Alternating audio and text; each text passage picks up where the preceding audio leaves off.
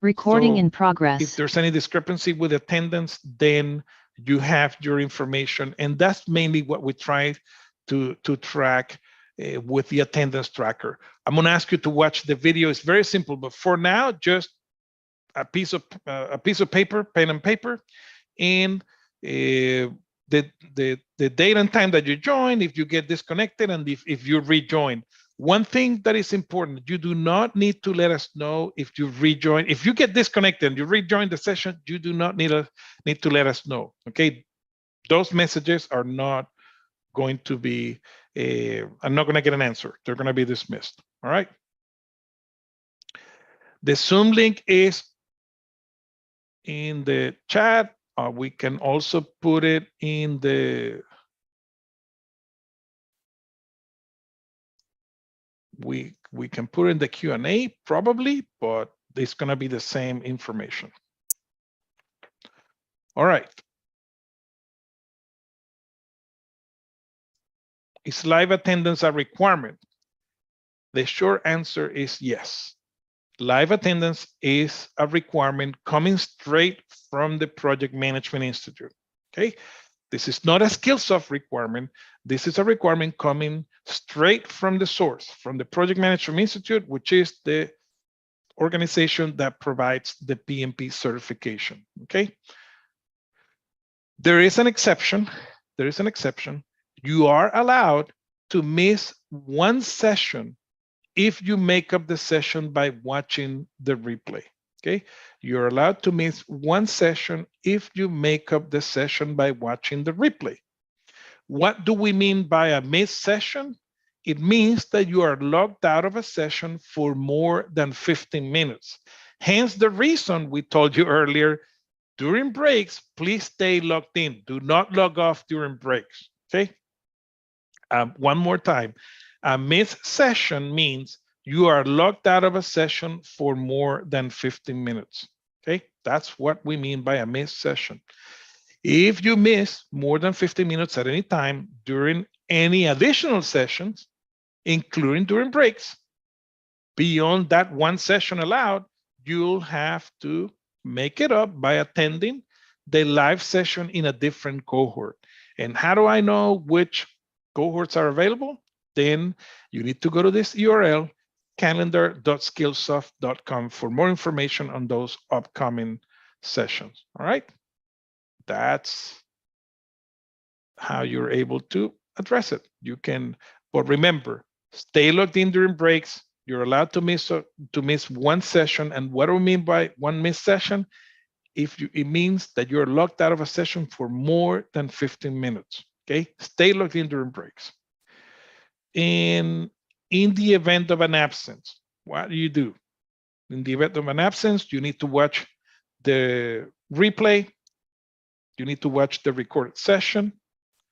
Then what you do is you follow these steps that you see on your left. You have to navigate. Well, first of all, you have to wait for the recording to be processed, 24 to 48 hours.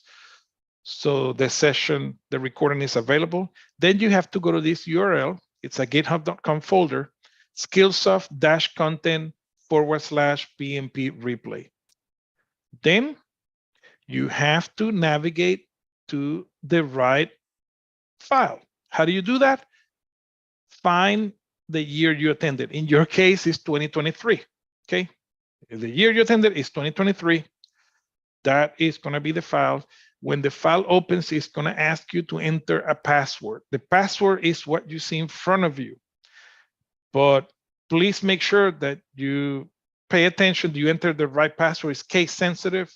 It has some letters that are uppercase. Some of them are lowercase. Those O's for bootcamp, those are not O's, those are zeros. Okay, so please make sure that you enter the right password. It's PMP bootcamp replay ! That is the password. Then find the worksheet that matches the cohort you attended. In this case, it's the PMP Bootcamp 5-day November 2023. And it's going to ask you to enter another password, but it's a different password from the PMP Bootcamp replay. So make sure that you enter the correct password. In that way, you will be able to watch the recording. Please keep in mind that these recordings are only available for up to 1 year, and you're not going to be able to download it to your computer. Okay. And one more time, as we see in the chat, we're looking into why people are not being able to join through Percipio. If you join directly via Zoom, your attendance counts. We keep talking about attendance, so I want to make sure that we understand one more time. We're looking into an issue of why people are not being able to join through Percipio. If you join directly via Zoom, your attendance counts. Okay, your attendance counts. You do not need to post this issue in the Q&A. We're going to give an extra allowance due to this situation. We're going to give an extra allowance for the first 30 minutes because there's an issue that we're having. Okay, so your attendance will count. No need to post this issue about not being able to log in via Percipio in the Q&A. We're aware of it. The support team is working on it. So we're going to give an extra allowance for the first 30 minutes due to that issue. Okay, so I want to make sure that you're not worried about the attendance. Then what if you attended every single session and you would like to get access to the recordings for reviewing purposes? Is that possible? The answer is yes, absolutely. If you attended every single session, but you would like to review a little bit more on risk management, or a little bit more on scope management, or stakeholder management, for example, that's an area that is new to me. I need to work on that. I need to review it and watch it one more time. Can I get access to recordings? And the short answer is yes, absolutely. How do you do that? Follow the same steps that you see on your left, same steps, no limitation whatsoever. You can get access to all 5 recordings if you attended every single session. So no problem whatsoever, no limitation whatsoever for study purposes. All right. All right. And please, I'm seeing some questions about the recordings. How do you get to recordings? You have it in front of you. You need to follow these steps, okay? These are the steps that you have to follow. You need to go to this URL, follow the same steps that we have here. It's automated, so you can get access to the recordings, all right? A little bit more about the attendance tracker. One thing that I want to point out, this is not a must. You do not have to submit this every single session. For today, as I mentioned before, until you get to watch your attendance tracker video, if you still have some questions, very simple, very simple. You can use a sheet of paper and a pen and keep track of when you log in, and if you get disconnected, when you get disconnected, and when you rejoin the session for your own purposes. Okay, this is simply a Word document that has a table, so you can do that manually, but it's not a requirement for you that you have to submit this on every single session. No, that's not how it works. It's just for you to manually track your attendance, and the instructions are at the top of the document. Okay, it's just for you to manually track your own attendance for reviewing purposes. Okay, and if you are a Percipio user, you can get the document from resources. Going back to remember, logging into Percipio, in the far right, you're going to have that drop down, resources. Scroll down and you'll find it. If you are a non-Percipio user, you can download the file from the GitHub folder. Okay, you see the URL in front of you, and this file will need to be updated when you are manually requesting your certificate, which is actually the next slide. Okay, some of you are going to be able to do it automatically. Some of you are going to have to submit this at the end of the class. And please follow along. Carl is posting the information as I go through it. So the steps that you need to follow to access the recordings, but keep in mind, this is day 1, right? So this session is going to take anywhere between 24 to 48 hours to be available. right? So you're going to have to wait a little bit, but we're recording for you, so it's going to be available. Then now we are going to talk a little bit about the official certificate.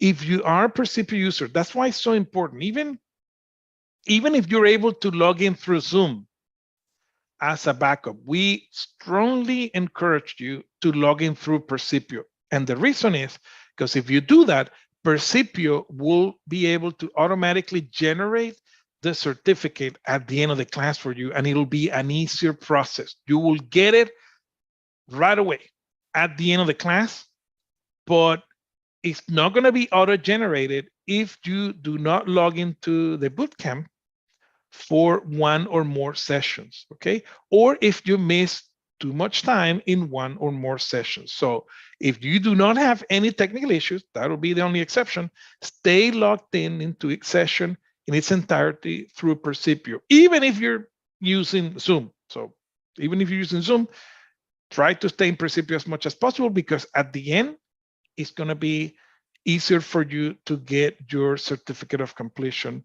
quicker, because it will be automated. But if you're a non-Percipio user, you're not going to get the certificate of completion auto-generated. One thing that I'm going to point out, you might be wondering, what is the relationship between this certificate of completion? Do I need this to complete my PMP exam application? The short answer is no, not initially at least. You're only going to need this in the event of an audit, which is a random process, okay?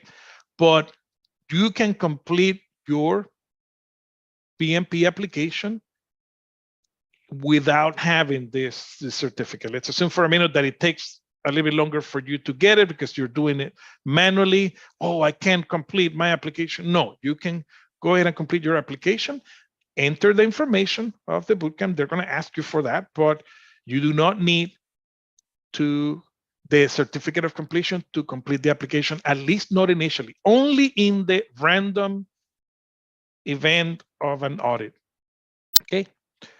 We are going to also ask you to watch the video on the certificates of completion. Please, I'm going to strongly encourage you to watch those videos, because they are going to answer 95% of the questions that you have.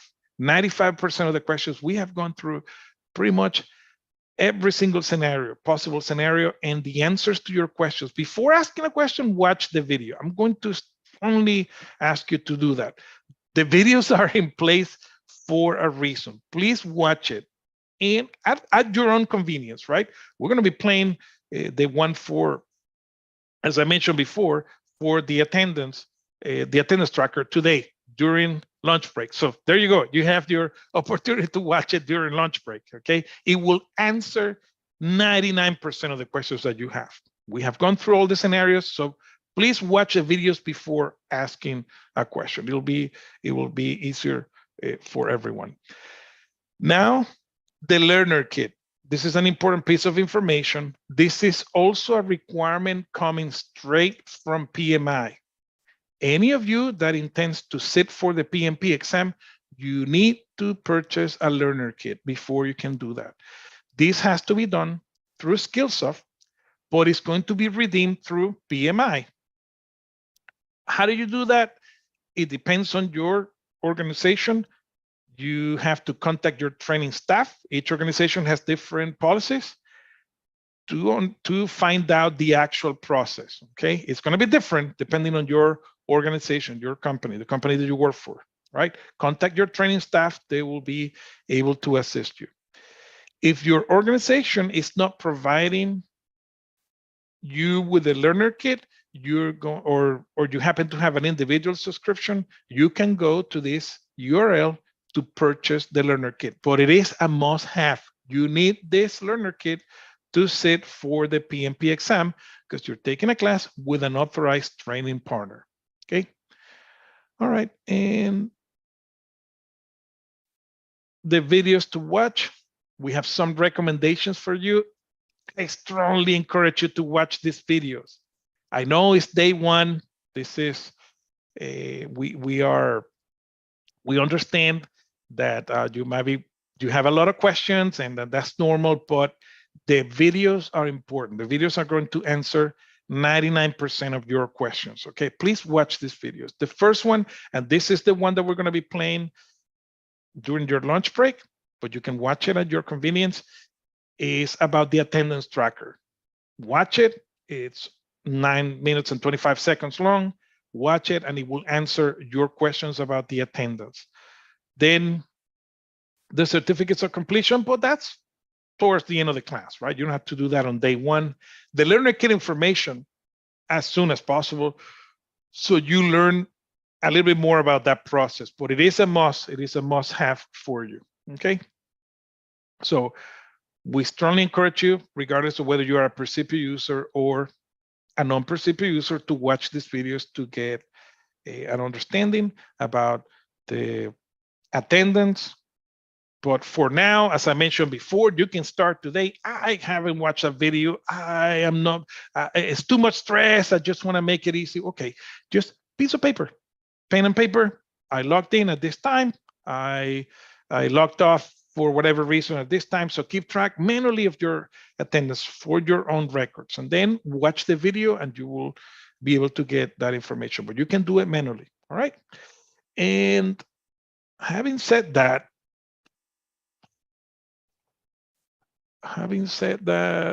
we have one more time. We do have an issue.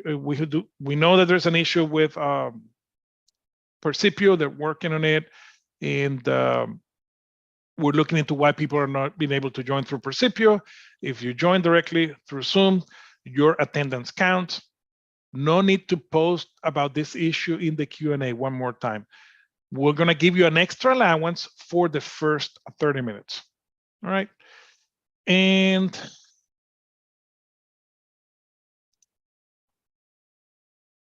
let's talk a little bit about the course, and let's get started. That's enough housekeeping, right, to get you going. But please, the main aspect is watch the videos. Do not log off. Try to use the Q&A for questions about the materials, about the content that you have. Use the chat for interaction, but you know, we're pausing the chat right now because we want to keep your attendance. But let's get started. And one thing to point out, this content is vetted by PMI. You're working with official content. This is the distilled version of over 5,000 of pages of different references, 10 references that were used. So this is all you need to pass the PMP exam. And on behalf of the team and Skillsoft and also PMI, welcome. And this is, again, an authorized training partner provided course. And let's go over some initial requirements about the PMP exam. Let's go over that first. Couple of ways. This is information for your application. If you happen to have a 4-year college degree or its equivalent, you will need to provide information about 3 years or 36 months of experience leading projects. In your application, there is a section that, and by the way, that application is pretty much, right now, the way PMI has it is very similar to an applicant tracking system. And what do I mean by that? Whenever you apply for a job, you go to a website, and most organizations have it that way. You have to enter your resume and enter your personal information, your education information, and then your experience and different sections. So pretty much what you're going to find with the PMP exam application is something awfully similar to that. So you have to enter, of course, your personal information. Then you also have to enter your education information. This class meets one of the requirements, which is the one that you see at the bottom of the 35 hours of project management education. So this class is going to meet that requirement. And then if you happen to have a 4-year college degree or its equivalent, you only need to show proof of 36 months or 3 years of experience leading projects. So please pay attention to that, not with the title of a project manager.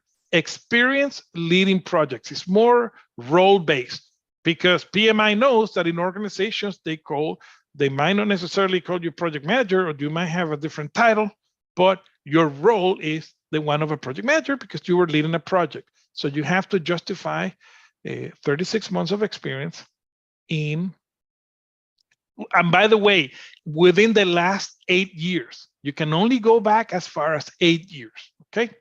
So that is in the application. We put together a video, by the way.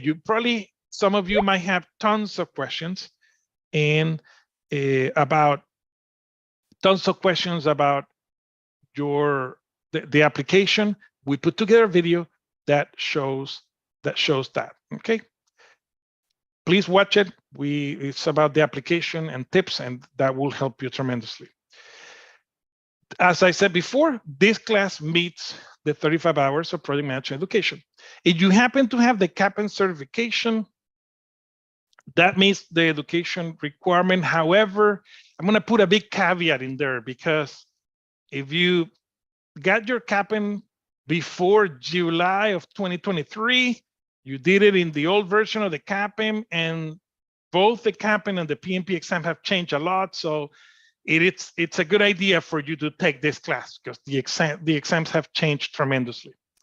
What happens if you do not have a 4-year college degree? Can you apply for the exam? The answer is yes. If you have a high school diploma or the equivalent, you only need to show proof of more experience, 5 years instead of 3. And the same requirement about the education that is met with this class, or if you happen to have your CAPM certification, that meets the requirement. All right.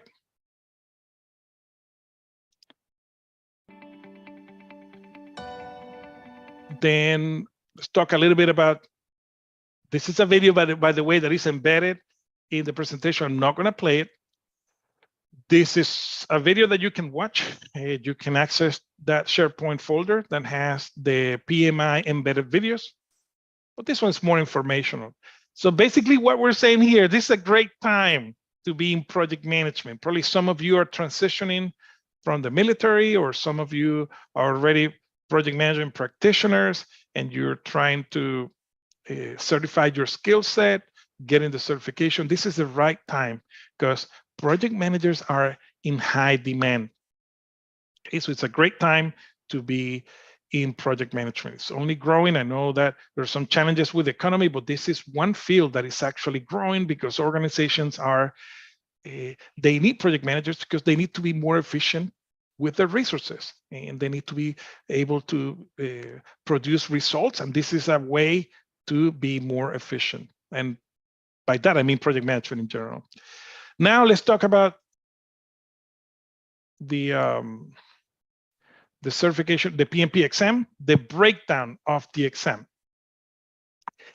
As I mentioned before, your exam, and I want to repeat that one more time clearly. I want to make sure that this is one of the golden nuggets for today's session. The PMP exam is not, and I repeat, is not an exam based on the Pink Book Guide. It's not an exam based only on the Pink Book Guide. It's not an exam of the Pink Book Guide.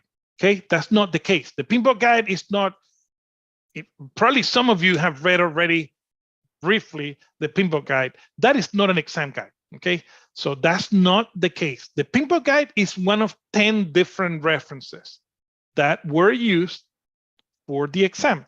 This content covers the Pink Book Guide, and it also covers the other 9 references, okay? And by the way, content from the 6th edition is still applicable to this, to the PMP exam, because it's mostly predictive. If you look at the 7th edition, it's very thin, it's more principle-based, but the 6th edition, that content is still applicable. So your exam is based on the exam content outline.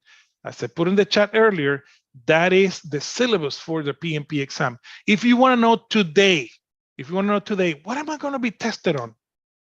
I have no clue. What is the PMP exam all about? The answer is you're going to be tested on the exam content outline. The exam content outline is broken down into 3 domains that we see them down here at the bottom of the slide.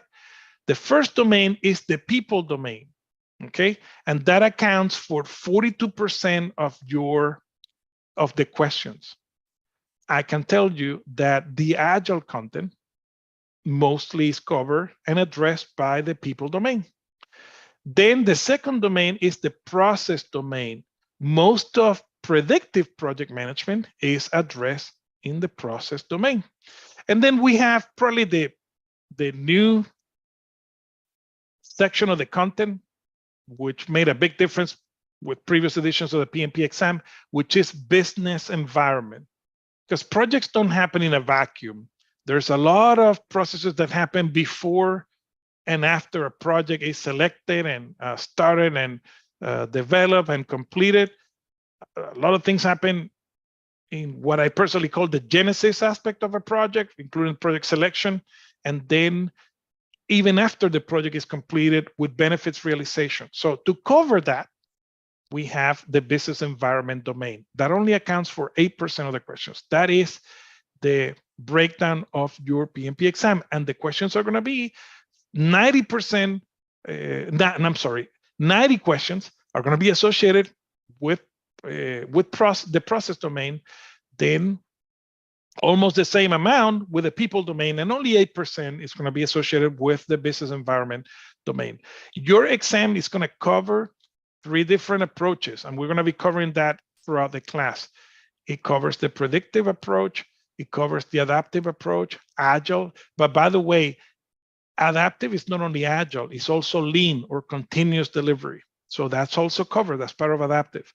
And then a combination. You can mix and match predictive and adaptive. And by the way, predictive, traditional, plan-driven, they're all the same. You can mix that with adaptive, and that's what we call hybrid, okay? So all 3 approaches are going to be covered throughout the content. Then the topics that we're going to be addressing in the exam are linked to the exam content outline. Big takeaway that you have from today's session one more time. Now, you just learned that your exam is not based on the PMP guide only. It's based on the exam content outline. That is the syllabus of your PMP exam, okay? And we're gonna find some slides. This content follows that approach. So at the end of each topic, we're gonna have a connecting slide. It's a summary slide, basically, that shows how the content that we cover relates back to the exam content outline. This is something that I will strongly suggest you to go ahead and download it.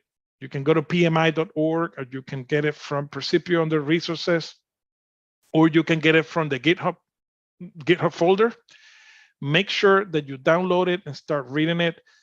It's a PDF document. It is extremely important. It covers all the information about the exam that is broken down into domains. Those domains are broken down into tasks, and those tasks are broken down into bullet points that we call enablers, okay? So we're gonna be reviewing that throughout each topic that we cover in the class. So one more time, your exam is based on the exam content outline. The PMP exam is based on the exam content outline, not on the pinbook guide, all right? Let's talk about the format of the PMP exam. The current version of the PMP exam has 180 questions. One thing that I'm gonna point out, maybe some of you are aware of the fact that out of the 180 questions, only 175 questions count towards your score. And 5 questions are what they call test questions that PMI is trying to experiment, quote unquote. But I'm gonna tell you, you're not gonna know which ones are those questions, okay? So I wanna make sure another takeaway from today's session is answer every single one of the 180 questions for the PMP exam. Okay.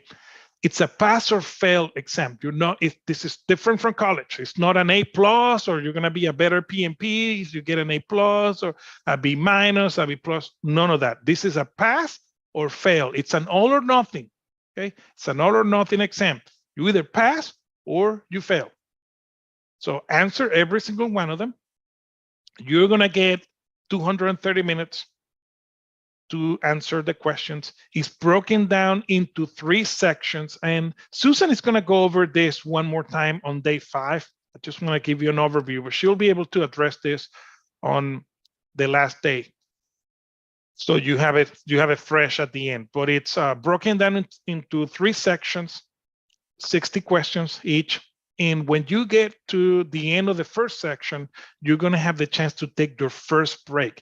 This exam has 2 built-in 10-minute breaks that are not mandatory, but we strongly suggest you to take them. Okay, we strongly suggest to take them. But before you take your first break, you have to submit the first set of questions, 60 questions. Make sure that every single question is answered. View it, submit it, take your break, come back, start working on the next set of 60 questions. Once you get to question 120, you're going to get the chance to take your second break. Take it, but you have to submit the second set of questions. So in essence, you could look at it as if you're taking 3 exams in one, broken down into 60 questions each section. Okay. You can also, another big decision that you have to make is you can take this exam from home, or you can go to a testing center. So 2 ways that you have in order to take the exam. My recommendation is, if you do it from home, please make sure that you have a reliable internet connection. Susan's also going to go over that on day 5. But if you're not techy enough, or you do not have 5 hours, I would say, because you have to check in, 5 hours of peaceful time that you can allocate in a peaceful environment for the exam, go to a testing center. So that's a personal choice. It's a personal decision. But you have those 2 options. You can take it from home. It will be with a proctor, or you can go to a Pearson VUE testing center. The type of questions that you're going to have in the exam, most of them are going to be multiple choice. Some of them are going to be multiple responses, meaning that you have to pick 2, pick 3, follow the instructions, right? Some of the questions are going to be matching. You're going to have 2 columns, and you're probably going to have to match terminology with definitions. For example, you might have some what they call hotspot. For example, they might give you a graph, and it's a process, and they might ask you, please identify where if this process is out of control. So you have to click on a particular area of the graph. That's a possibility, or fill in the blank. So basically 5 different question types that you have. It's not only multiple choice. Then let's go over the content, and we're getting close to our first break. Let's go over the content. This content, as I said before, matches the exam content outline. In the sequence that we're going to follow is what we see here. We're going to start with lesson 1 that addresses mainly business environment, which is the 3rd domain. Okay, we're going to start with that because there are many things that happen before the project actually exists. This is what I personally call the genesis of a project. So we're going to start that with lesson 1, and then go over some foundational concepts, including what is a project, the definitions, right? We need some foundational concepts that we need to understand that before we can move on. Then once we have everything in place and the project selection criteria process has happened, then we start with lesson 2, starting the project. What do we need to do in the pre-planning stage, about stakeholders and the team? How do we build a shared understanding to get everyone on the same page? Then we start planning efforts, right, on our project, and that's going to be covered and addressed in lesson number 3. We're going to go over the different steps that we need to plan the scope, the schedule, the risks in different areas. How do we do it in predictive? How do we do it in agile? How do we do it in hybrid? which is simply a combination of those two. Then in lesson 4, we're going to shift gears and we're going to focus more on topics associated with the first domain, the people domain. As we're going to learn quickly, as project managers, we're not going to have a high level of authority. We're not going to be able to tell people what to do. In most cases, right? We need to use leadership. And how do we do that effectively? We're going to go over that in lesson 4. Okay, we're going to go over leadership skills. Then in lesson number 5 is, now that the team is in full gear, working on the project, what can we do to get the best performance of our project team?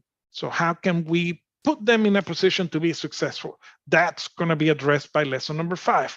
And then we're going to come to the end. Projects have an end.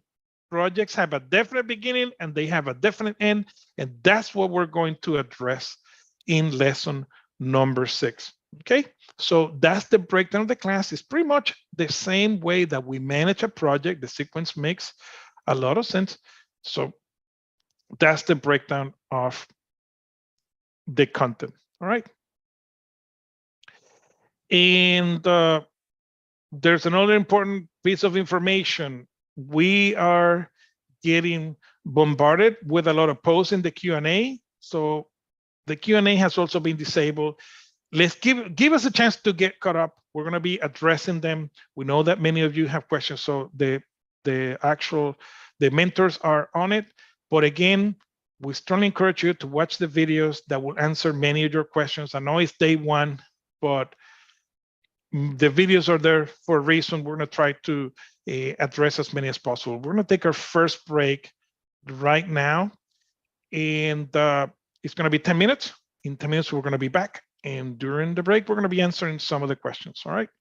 So we will be back in 10 minutes. Enjoy your break. Recording stopped.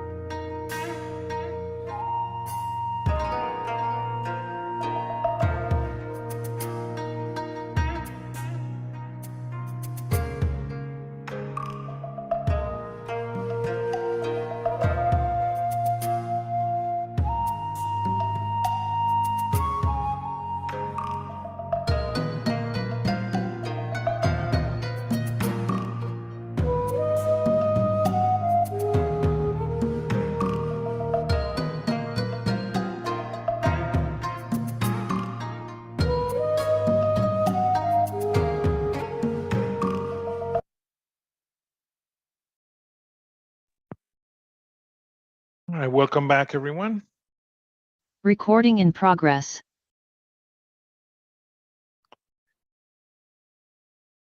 All right, so let's go ahead and continue.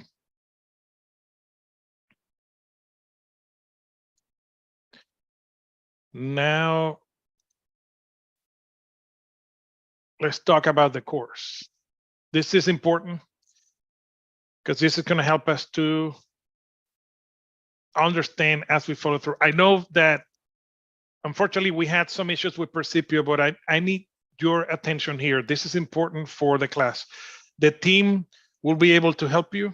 We're working through the issues, but right now I would like to get your attention with the content. So let's focus on this, and we will, I promise you, we'll be able to help you.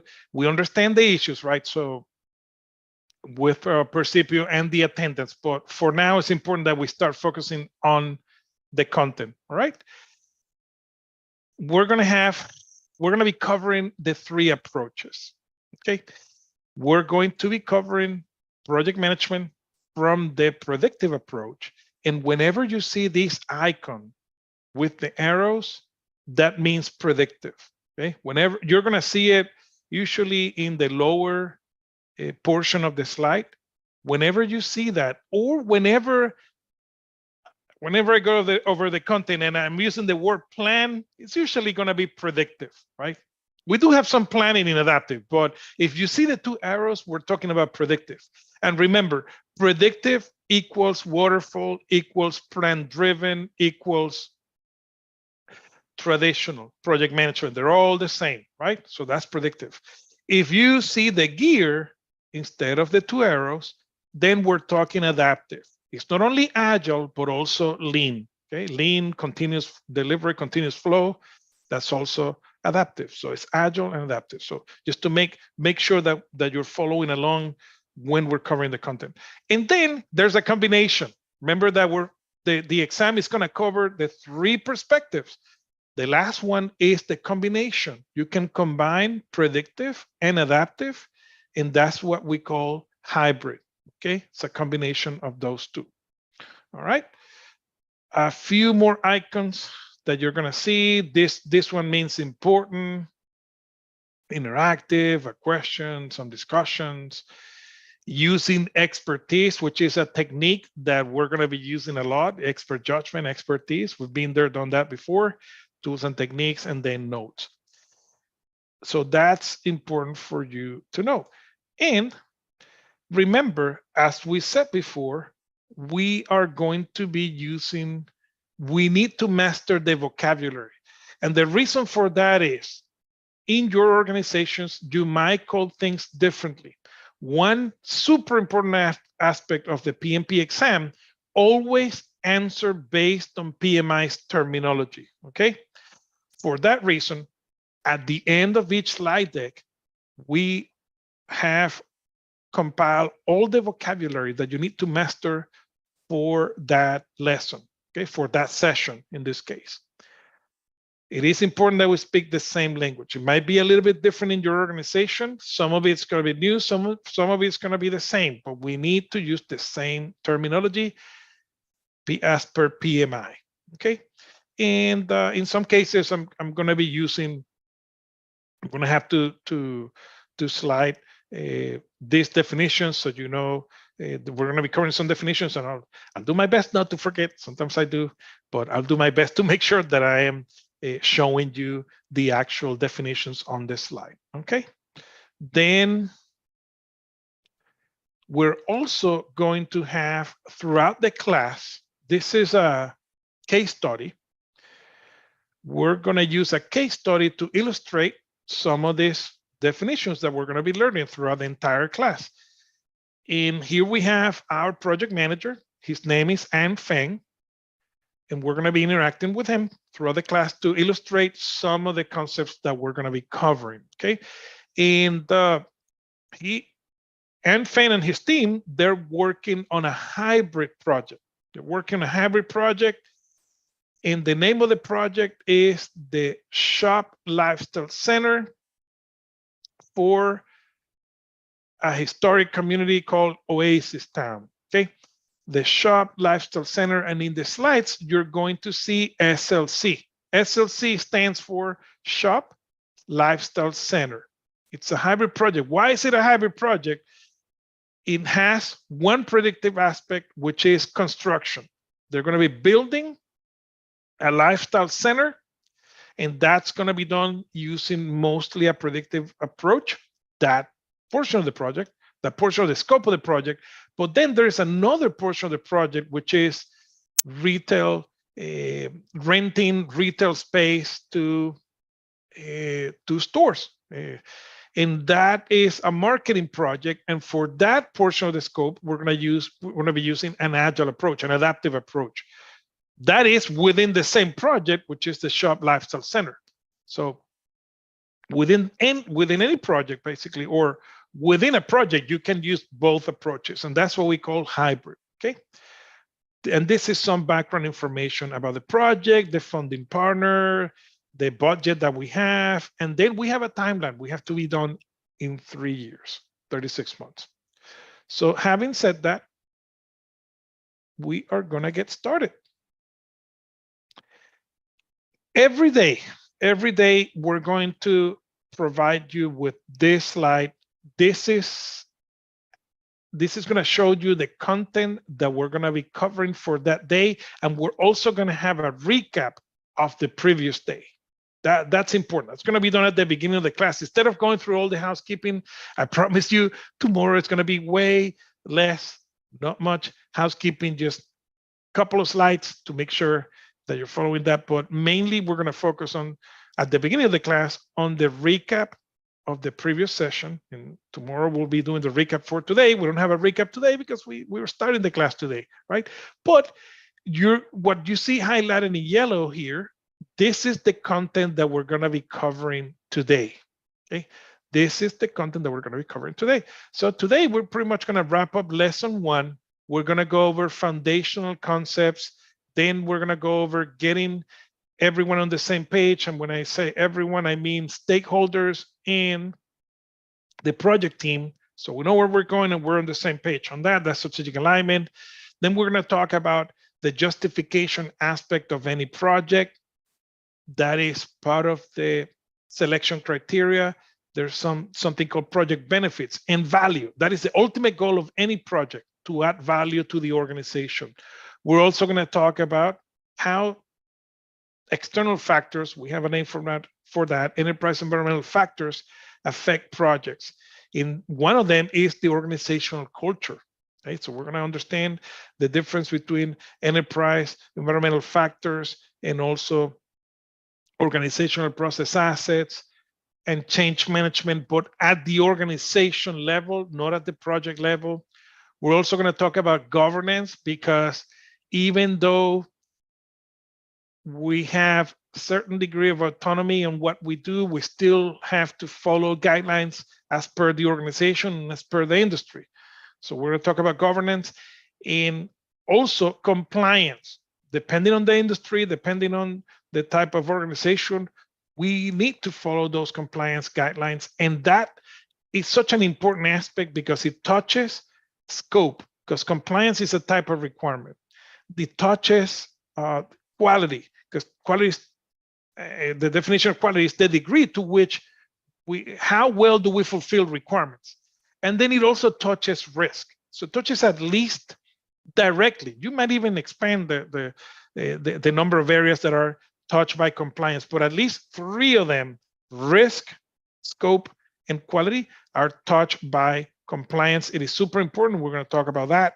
And then we're going to wrap up today's session with a process that happens at the beginning of the project. We need to start by understanding and identifying and coming up with a strategy on how to keep our stakeholders engaged. That is crucial for the success of any project. That's how we're going to wrap up today's content. So what you see in yellow, one more time, that's the content that we're going to be covering in that particular session. In this particular case, this is what we have for session 1, right? Not just for the morning or for part 1 of the session. That's for the entire day. So that's what we're going to be covering today.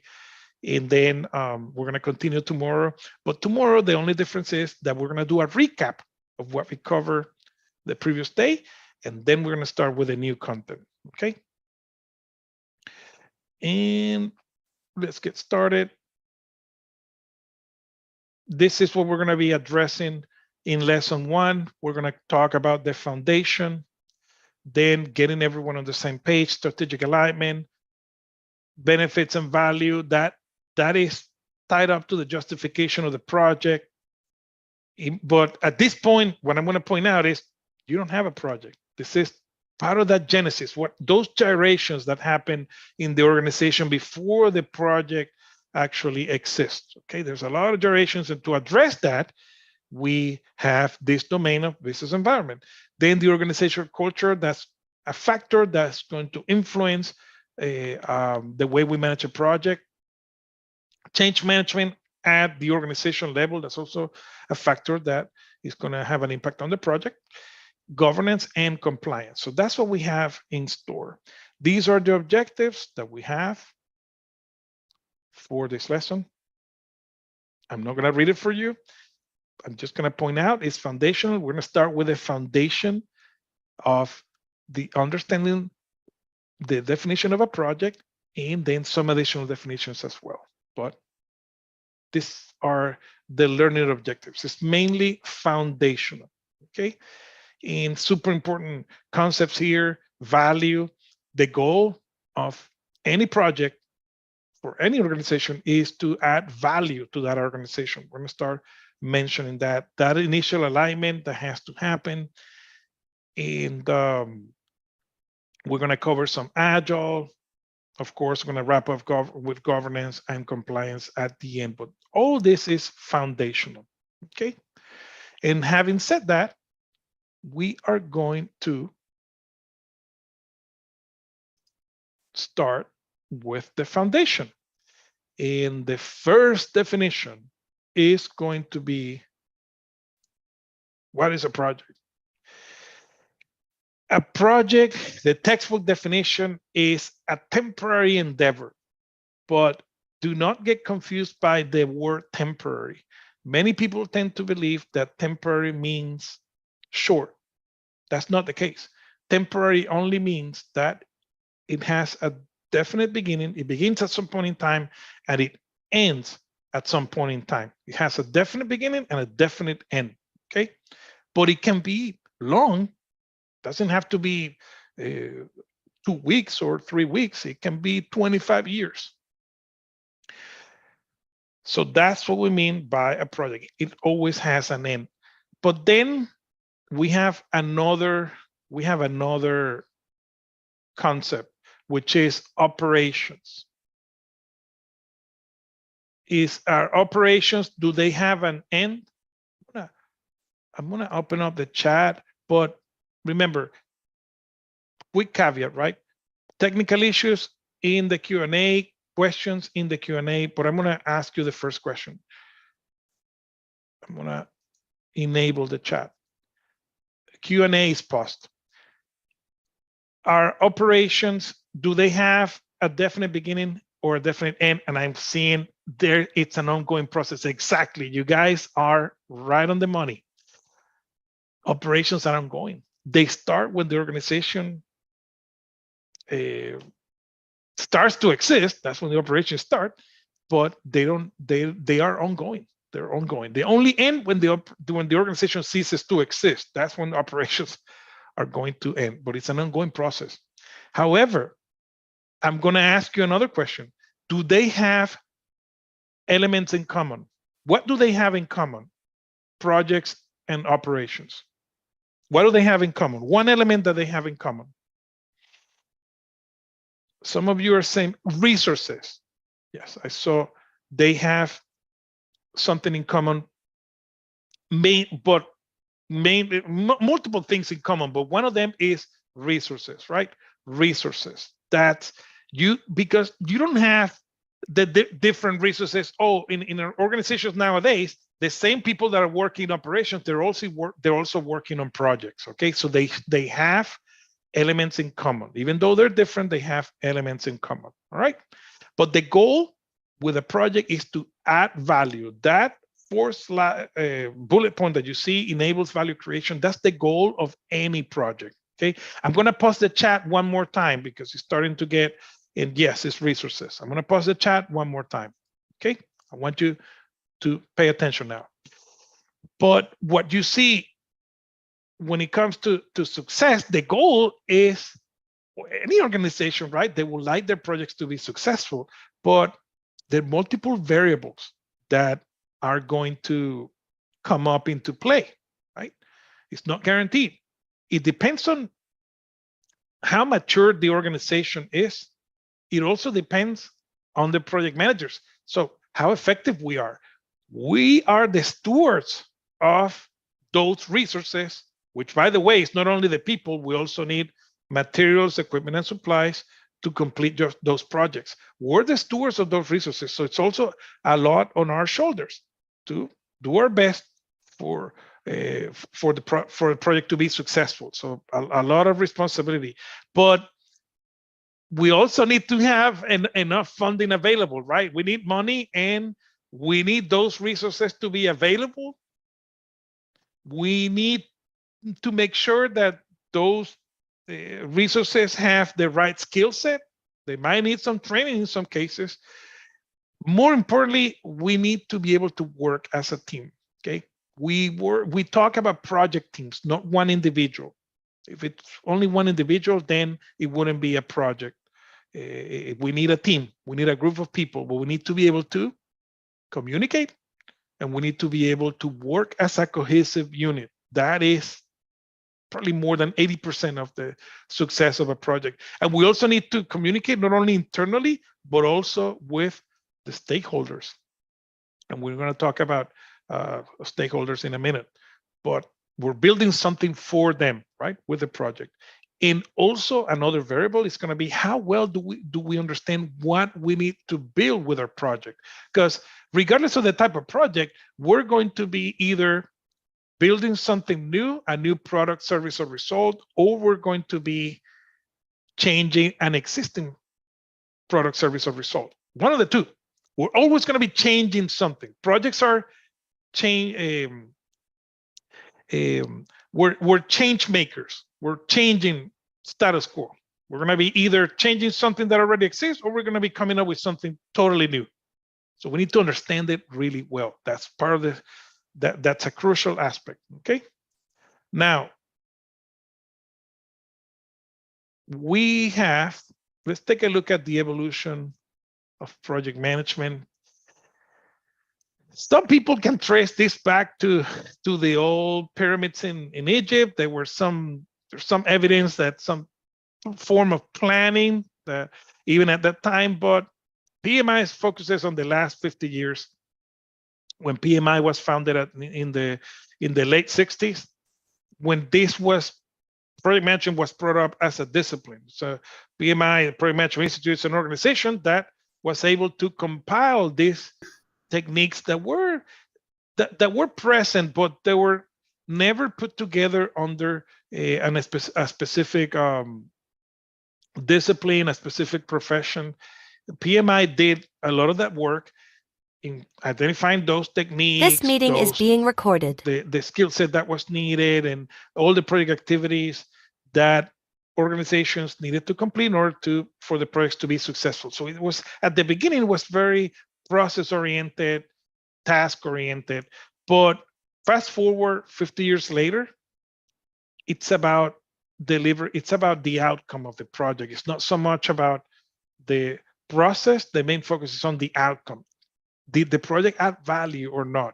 It's about value delivery. Because projects in the past, I can share with you, the old definition of success was the project delivered on time, within budget, covering all the scope that was agreed upon. If the answers were yes, the project was considered successful. But organizations started to realize that many projects were, yes, they were delivered on time with a budget, covering all the requirements or the scope that was agreed upon, but they didn't add any value. They were delivered at their own time, or the need was no longer there.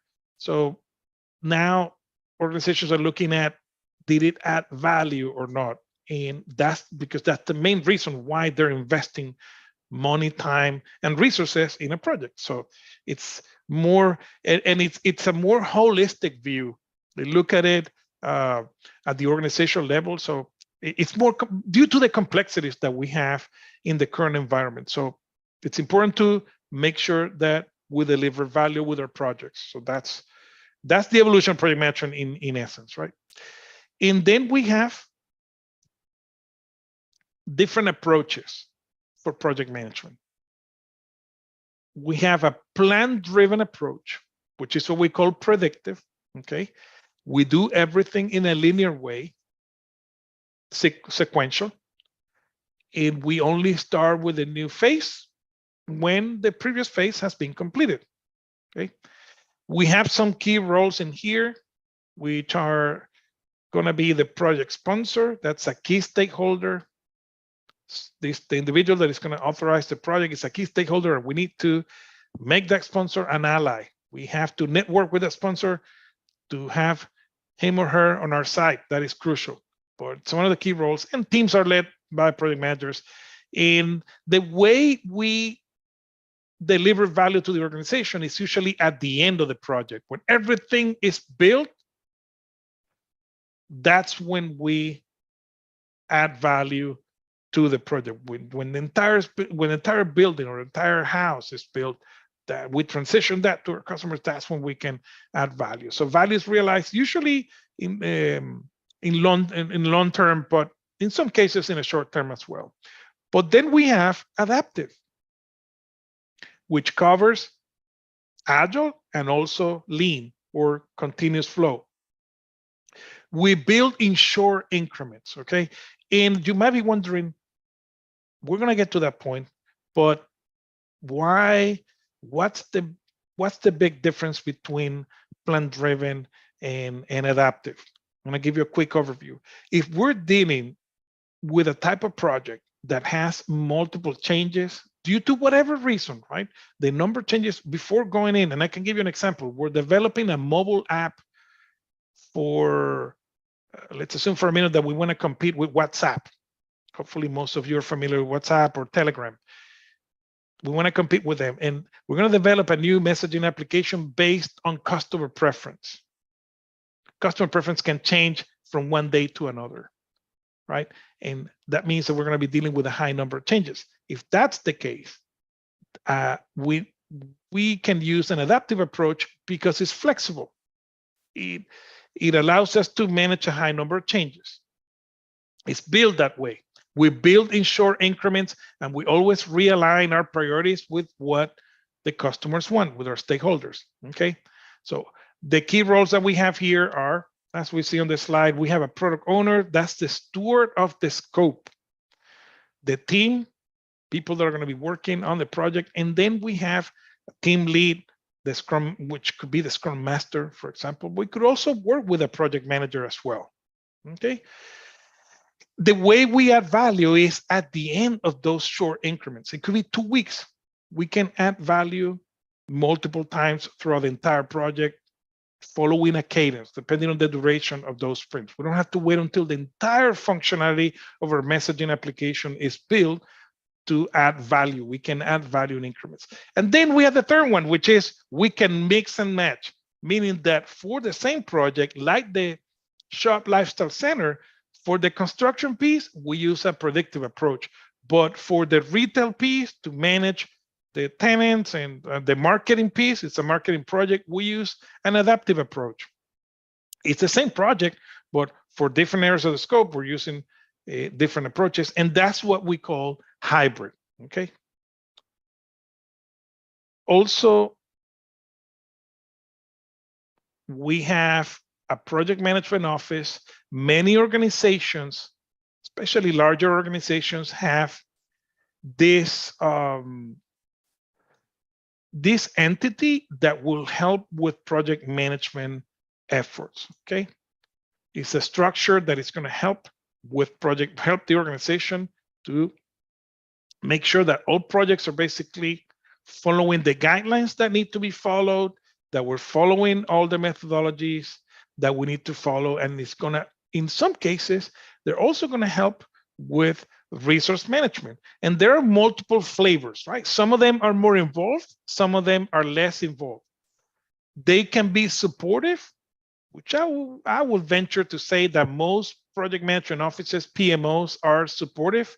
They help with best practices. They provide you with templates. As you're going to see throughout the class, we're going to have to generate multiple artifacts throughout the entire class. And for the organization, a supportive PMO is going to be the source of the templates that we have that we can use to generate those artifacts or for a project. Okay, so we don't have to reinvent the wheel. Oh, I have to create a risk register. What do I use? Instead of having to develop your own, you can go to the PMO. They can provide you, okay, this is a template that you can use for your risk register, for example, or for your project management plan, etc. Okay, they help with that, and it's more of a coaching role. They help, and it's a source of answers to some project managers that might have questions about, this is happening in my project, what can I do? So a supportive PMO will do that. Then we have, in some cases, what they call controlling project management officers. They are more involved in the supportive, because a controlling PMO is going to make sure that you, project manager, you're following the guidelines that you're supposed to be following. For example, the guideline might be every single project needs to have a risk register up to date and a project management plan and a stakeholder register created. And they're going to monitor you. They're going to, okay, Mr. or Mrs. Project Management, show me your risk register. Show me your stakeholder register, which is a list of stakeholders and a list of risks. That's what it is. Show it to me and make sure that they're going to make sure that you're complying with those guidelines or requirements in this case. That's a controlling PMO. In some cases, they can even be more involved, and they have a saying when it comes to resources. They handle that aspect to make sure that projects have the necessary resources to complete their projects. They do that, okay? And they coordinate execution, because in organizations, it's not only one project, right? It's not only your project. Multiple projects are being worked on at the same time by different teams. So that coordination, if it's a directive PMO, it's going to be done by the project management office. Okay? And then we do have something similar for Agile, which is what we call Agile Centers of Excellence. Okay, they are similar to the supportive PMO. They coach team in Agile adoption. They promote the knowledge of Agile, and they're great in a sense. They really help in an Agile transformation journey that an organization, for example, that is transitioning from predictive to Agile Centers of Excellence help with that transition, because it's more of a mindset. It's not about the process. It's a different way of thinking, and that's what we call mindset. So to change that mindset, that's where an Agile Center of Excellence is going to be. It's going to be great. A great way to have a formal structure that will help the entire organization to be successful with that Agile transformation. Okay.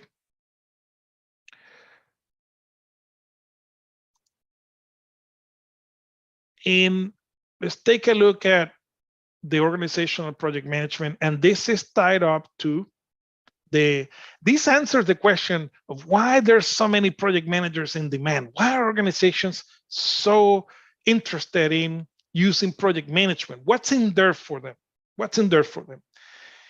And the answer is, project management provides a systematic approach that allows organizations to be as effective as possible in achieving their organizational goals. Okay. Let's take a look at this graphic here. And I'm going to start at the portfolio level. Probably many of you know that organizations have a specific, many organizations, they have a vision, they have a mission, and they have strategic goals. Okay, depending on the industry, depending on the organization, that's going to change. That's very unique for each organization. And if you're not familiar with yours, I will strongly suggest you to get familiarized with that. And the reason being that if you can clearly show alignment between your project objectives and organizational objectives, you're going to be golden. You're going to be in great shape, because that's what it's all about. Project management provides, it's a conduit that allows organizations to achieve those strategic goals systematically by being efficient in the way they manage their resources and their projects. So it's a way to achieve ultimately those project objectives. That's why organizations are so interested in project management. But let me give you a specific example. You might be wondering, great, but how do I make sure that I understand that you're not being clear?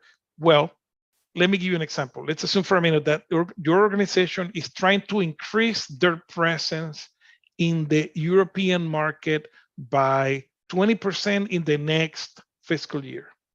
And they're also trying to increase their level of efficiency in their financial operations by 40% in the next fiscal year. Okay, 2 examples of organizational objectives. So guess what? Through project management, organizations are going to, in most cases, are going to be selecting those projects that provide a way for those organizational objectives, in this case of increasing the presence in the European market by 20% and also increasing the level of efficiency of financial operations by 40% in the next fiscal year. Any project that you can show clearly that helps in achieving those organizational objectives is going to be, chances are that's going to be selected over other projects, because you're going to have competing projects, but it's going to be prioritized. It's something that you have to make sure that you remember as a PM throughout the entire life cycle of the project.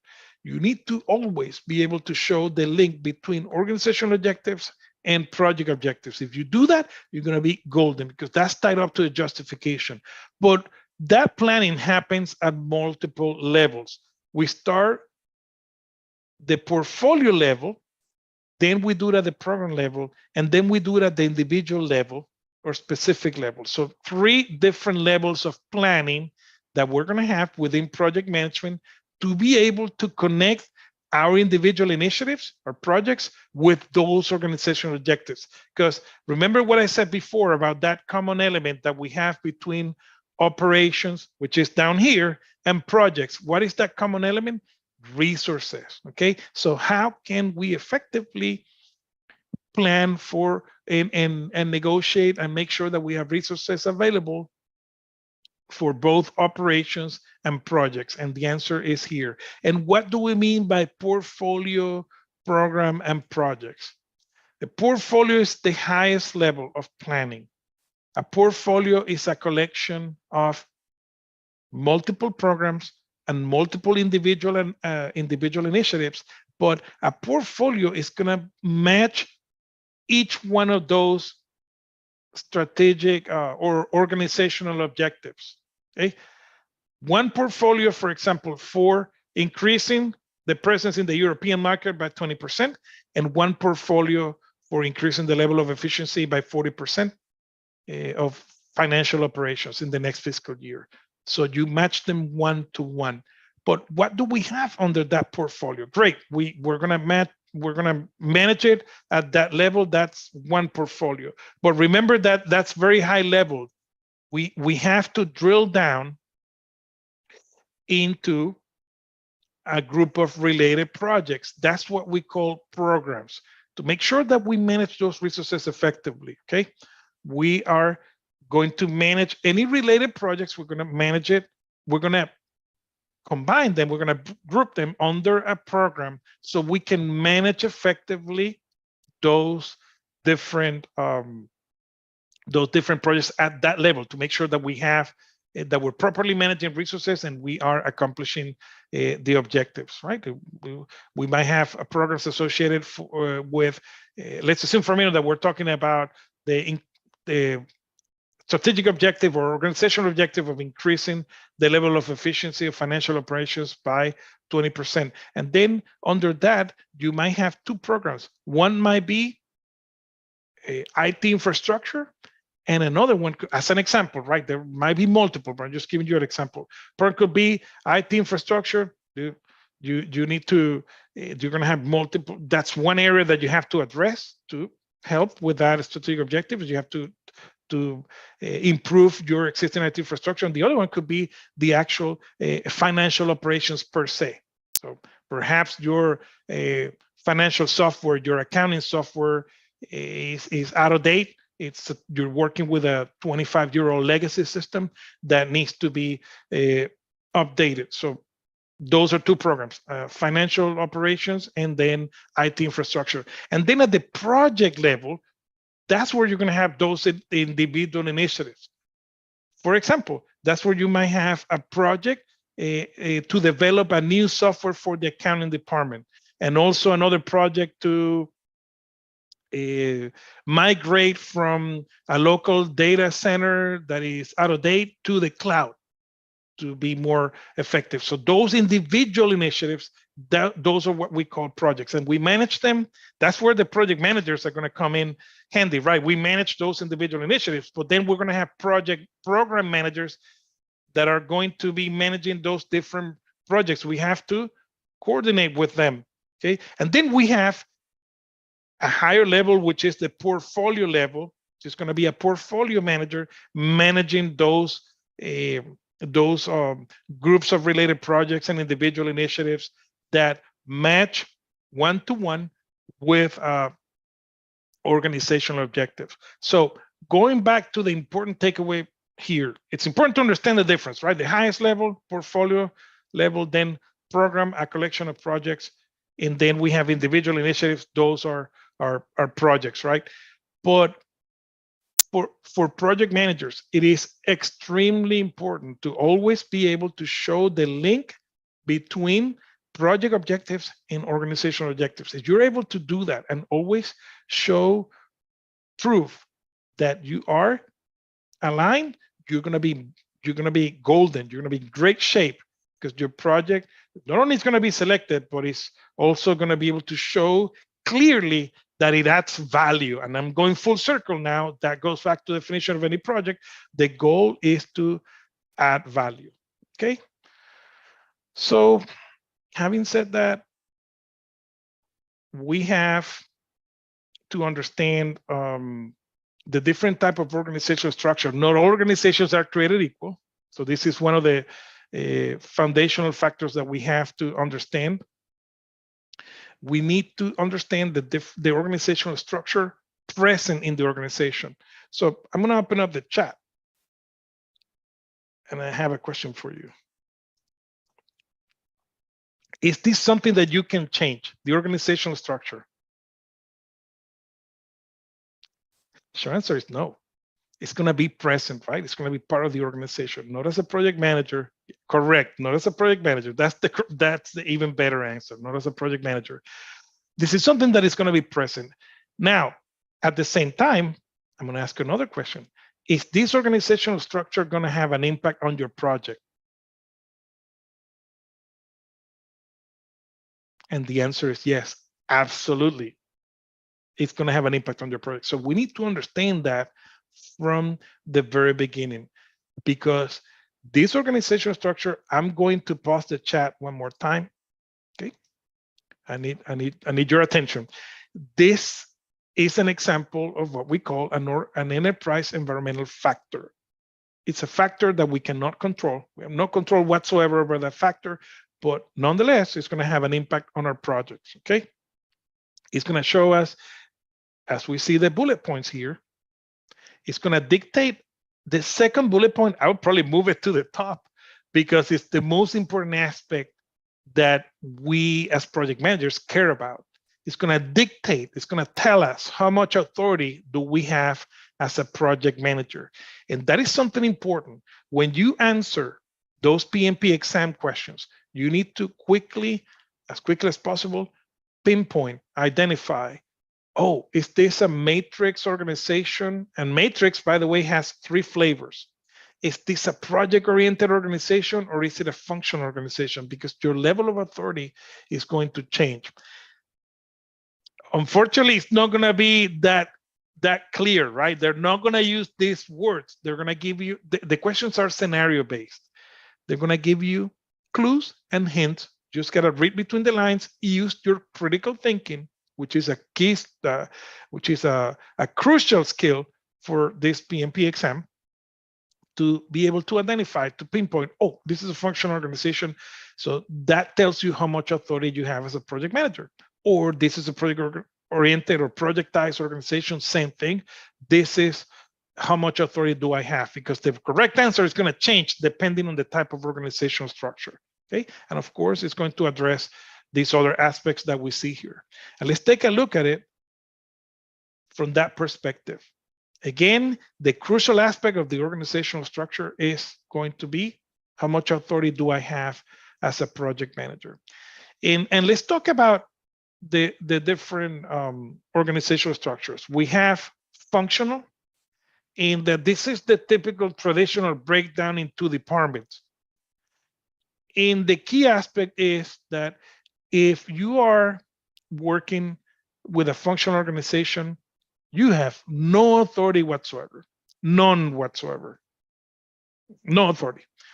Chances are that your role is part-time, and the resources, the team members, that's what you see at the top of the slide, they're going to answer to the functional manager, right? The director of accounting, or the manager of accounting, or the manager of whatever group, right? You have no authority whatsoever. Then I'm going to go to the other opposite side of the spectrum, and then we're going to talk about matrix later. Let's take a look at projectized. In projectized, it's different. You, Mr. or Mrs. Project Manager, you have all the authority. You are both the project manager and the functional manager, meaning that you're the one that is going to sign their performance review at the end of the year, right? So they report to you. Team members are your direct reports. And the way this works is that you move from project to project to project, usually more or less with the same team. You and your team, you move from project to project to project. You have all the same. You do not need to negotiate with anybody else. There's not a functional manager in between. You are the project manager and the manager, the functional manager at the same time of those team members. Okay, you have a high level of authority, of course. And you're going to be full-time, as we see here, of course. And you control everything. But then we have matrix in between, which is a combination between, it's a hybrid between functional and project-oriented. Okay, that's what we mean by matrix. And within matrix, we have 3 flavors. I'm going to use the chat. We have 3 flavors.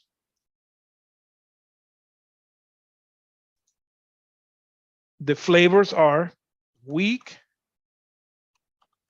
matrix, which is very close to functional, right? It's going to be very close to functional, and the level of authority that you have is low. You're going to have to work with a functional manager that has all the same when it comes to resource availability. Because organizations realize, well, we cannot be 100% functional. We have to work with, we're working with projects as well, so it's a better coordination. So let's use a matrix approach. But if it's a weak matrix, which, by the way, most organizations that I have personally worked for, they use a weak matrix approach. Yes, there are project managers working with different teams, but they report to a functional manager, and that means that your level of authority is low. You still need to be effective in guiding and leading the team to complete project activities. How do you do that? Through leadership. You don't have authority. Then the second flavor of matrix is balance, when it's pretty much 50-50 between projectized and functional, meaning that you have a little bit more say and a little bit more authority. Okay, that's balance matrix. And then you have a strong matrix, very close, right next to projectize, very similar to project-oriented or projectize, which is the same. So those are the three flavors. Okay. The key aspect here is how much authority you have depending on the type of organization. Most organizations are going to be under some flavor of matrix, either weak, balanced, or strong. And remember, weak matrix, very similar to functional. You have no saying whatsoever, no authority. Balanced, you do 50-50, you have a little bit more saying. And then if it's a strong matrix, you have a high level of authority. And if it's projectized, you have all the authority. You are the same. You are both the project manager and the actual functional manager. Okay, so that's the key aspect to understand that. And now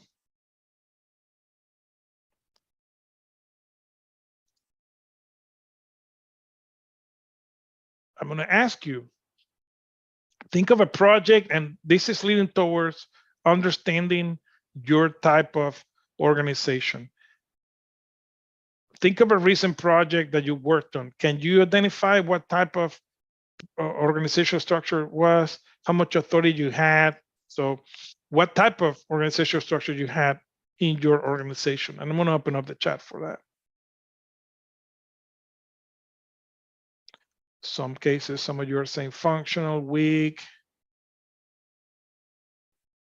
Some of you are productized, but not many. Most of you are saying matrix. Most of you are saying matrix or weak matrix.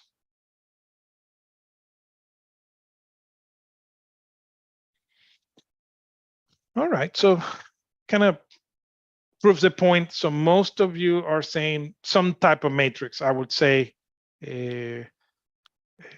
anecdotally, I'm saying that most of you are saying matrix. Okay, I'm going to pause the chat one more time. So thank you for that. But that's important because that's one aspect that you have to. They're going to give you some hints in the scenario question. They're going to say that, well, you have to negotiate with a functional manager for resource availability. So that tells you right away that it's not projectized, that you probably are working on some type of matrix. They're going to give you some hints that will allow you to pinpoint, oh, this is a probably weak matrix type of organization, or a strong matrix, or a balanced matrix. They're going to give you some hints, but you got to read between the lines. It's not going to be clearly stated. Okay. And we're getting ready for our second break. But before that, one thing that I didn't mention before, this is something that I like. Please keep asking your questions in the Q&A. And right before we go to break, I'm going to answer the questions, okay? Right now, we have a few, so I'm going to answer those questions. First question that I see, will construction projects typically be projectized? I am trying to picture what a projectized organization will look like. No, not necessarily. My experience is construction, you're mixing the approach, the development life cycle with the type of organizational structure.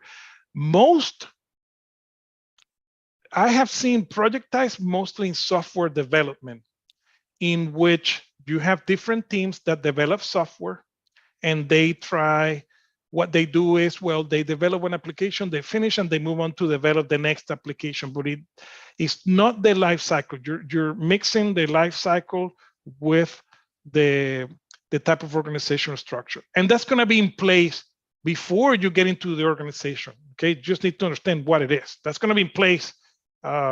When you join the organization, that's already in place. You don't have a saying on that. Okay, so but you have your team, and then you work on I worked in a project for a projectized organization, and I had a team, and we moved on from project to project to project. So that's how we did it. Second question, what is the difference between portfolio versus program when you don't work for a large company? If it's not a large company, not all companies are going to always use this approach, but for the exam, assume that you're working on a large project that is going to be applicable. But portfolio, organizational objectives, and then how to manage individual initiatives under the same umbrella, that so you are able to be efficient with the way you manage those resources. You do it at the program level, similar projects at the program level in this case, and then the individual initiatives at the project level. That's why you have project managers. Okay. Can you give a work example of a weak matrix? Weak matrix, most organizations are weak matrix. I'm going to say strong. I have worked in my experience is IT mostly, right? I worked for a hospitality company. My project for software development projects, it is a cruise line, and we were not the functional managers of the team members, the project team, but we had a lot of saying when in planning efforts and when it comes to their availability to work on projects in operations. So we had a lot of saying. So it was a strong matrix. We have a lot of saying, a lot of authority in determining what were they going to be working on, whether it was projects or operations. So that would be my example. Did he address the composite structure? Well, you can ask me that question, right, directly. I'm reading the questions. Composite is or changes depending on the project. And what do I mean by that? Well, for some projects, having a strong matrix approach is better. So that's fine. They follow, just for that project, they follow a strong matrix. But for other projects, a weak matrix approach is going to be better. Or some other projects, a projectized approach is going to be better. So the organizational structure is fluid. It depends on the type of project. Okay, and you can have some projects that are managed under a projectized approach, some other projects under a functional approach, and some other projects under a balanced matrix approach. That's what they call composite. Okay, and what is composite organization? I just answered that. And then composite, I just answered that.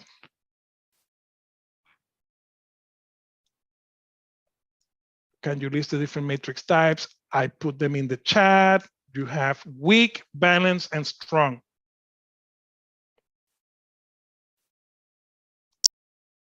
And we went over that. Can one organizational structure ever change to another? Yes, composite. Yes, it can change. Is that the same as functional? You need to be more specific with the questions, okay? I do not know. Please be more specific with the questions. More than happy to answer. How to distinguish matrix from composite? As I said, if it changes per project basis, it's composite. But for the exam, you're not going to have that challenge. For the exam, you need to mainly focus on how much authority you have as a project manager, okay? Matrix, functional, or projectized. That's what you got to pay attention to.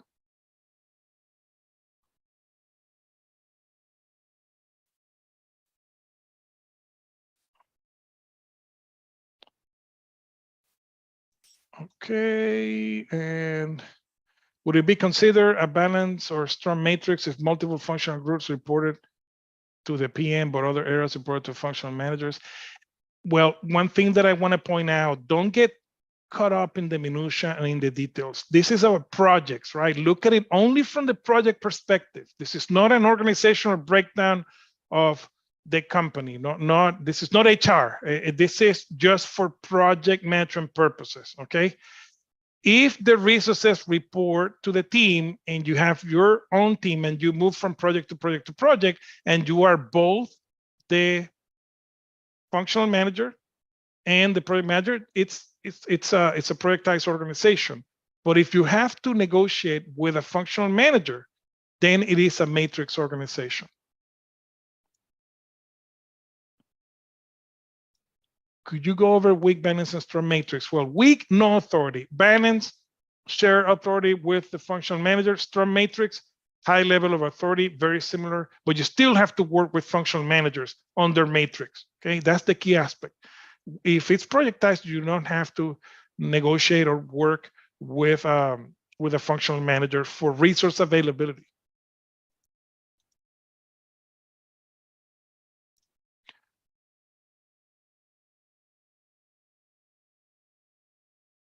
Okay, and I think we're ready for the next break. I'm going to continue answering questions. What is meant when you say negotiate? Resources. Remember that we said that for projects and operations, the common element is resources. That's what we have to negotiate for, resource availability. We're using the same resources working in operations for projects. That's what we negotiate about. All right. I'm starting to see that many of you are getting caught up in the minutia, in the details. It is important to understand the definition, but for the exam, the key aspect is to pinpoint the type of structure. Is this functional? Is this a weak matrix? To understand how much authority you have to use the tools and techniques that we're going to be learning throughout this content. Okay, the exam is not about human resources. It's about project management. So the key aspect about the organizational structure is to understand how much authority you have to manage your project. That is the key aspect here. All right. Don't get caught up in the minutia. You need to understand the important aspect is the level of authority that you have in the three, based on the type of organizational structure. Let's take a break. I'm going to continue answering questions during the break, but and our mentors as well. And we'll be back in 10 minutes. Okay. And when we come back, we are going to continue with project management principles. All right.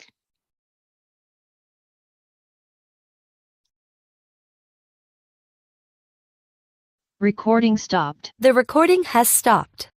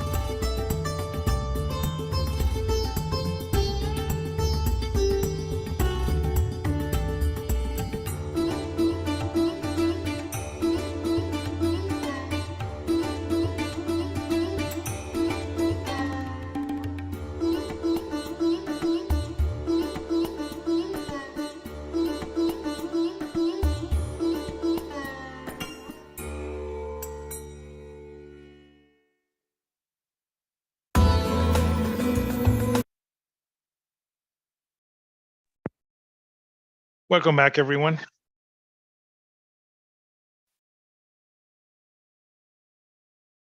Recording in progress. This meeting is being recorded. As I mentioned before, and this is normal, right? When I was covering, when we were talking about the organizational structures, in this slide, we only had functional, then we have matrix, and then we have projectize. I'm trying to give you additional information to make sure that you have as much as you can. I'm also interjecting with my own experience as a project manager. The 3 flavors of weak, matrix, balanced, and strong were not in the slide deck, but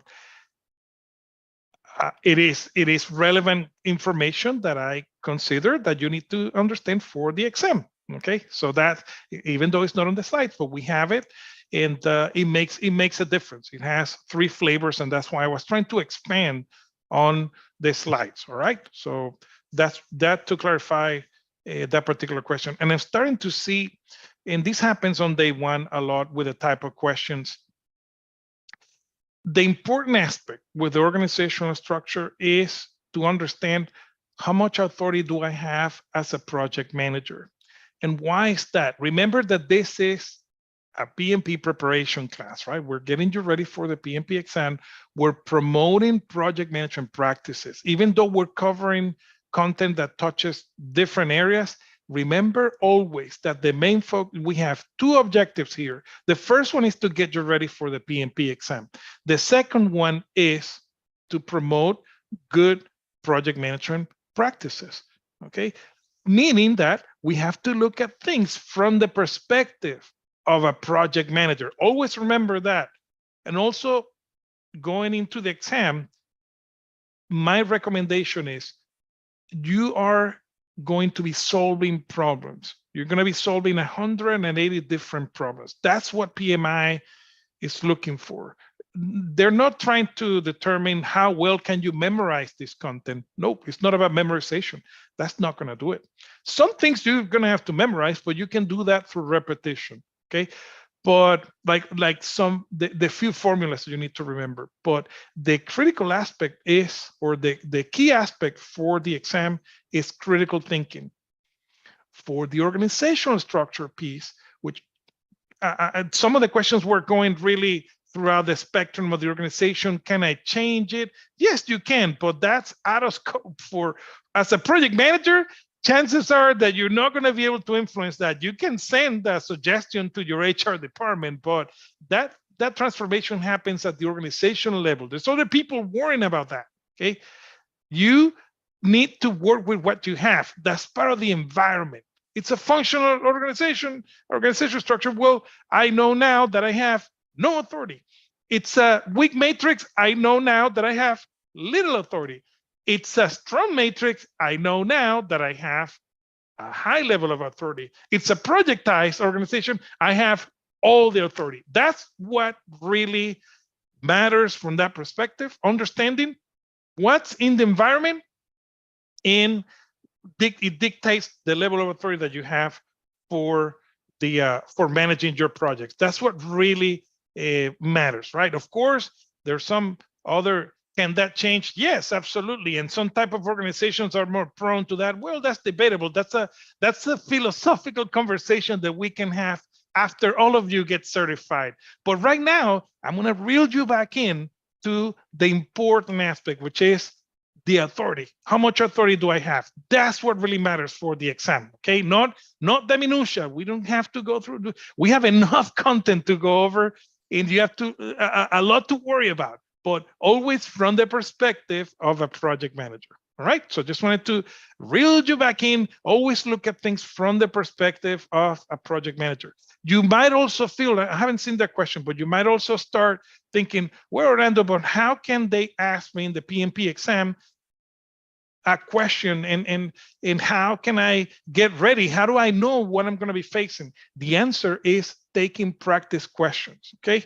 That is an important aspect of your preparation process. If you are a Percipio user, you have access to, and I'm going to put it in the chat, you have access to test prep. I showed you earlier how to get access to test prep. Okay, test prep in Percipio.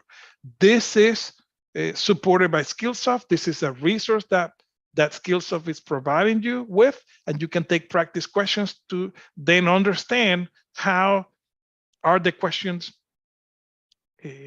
presented, and how are those scenarios presented, and what type of questions am I going to be facing in the PMP exam. Okay, another resource, but this one is not managed by Skillsoft. This is managed by PMI.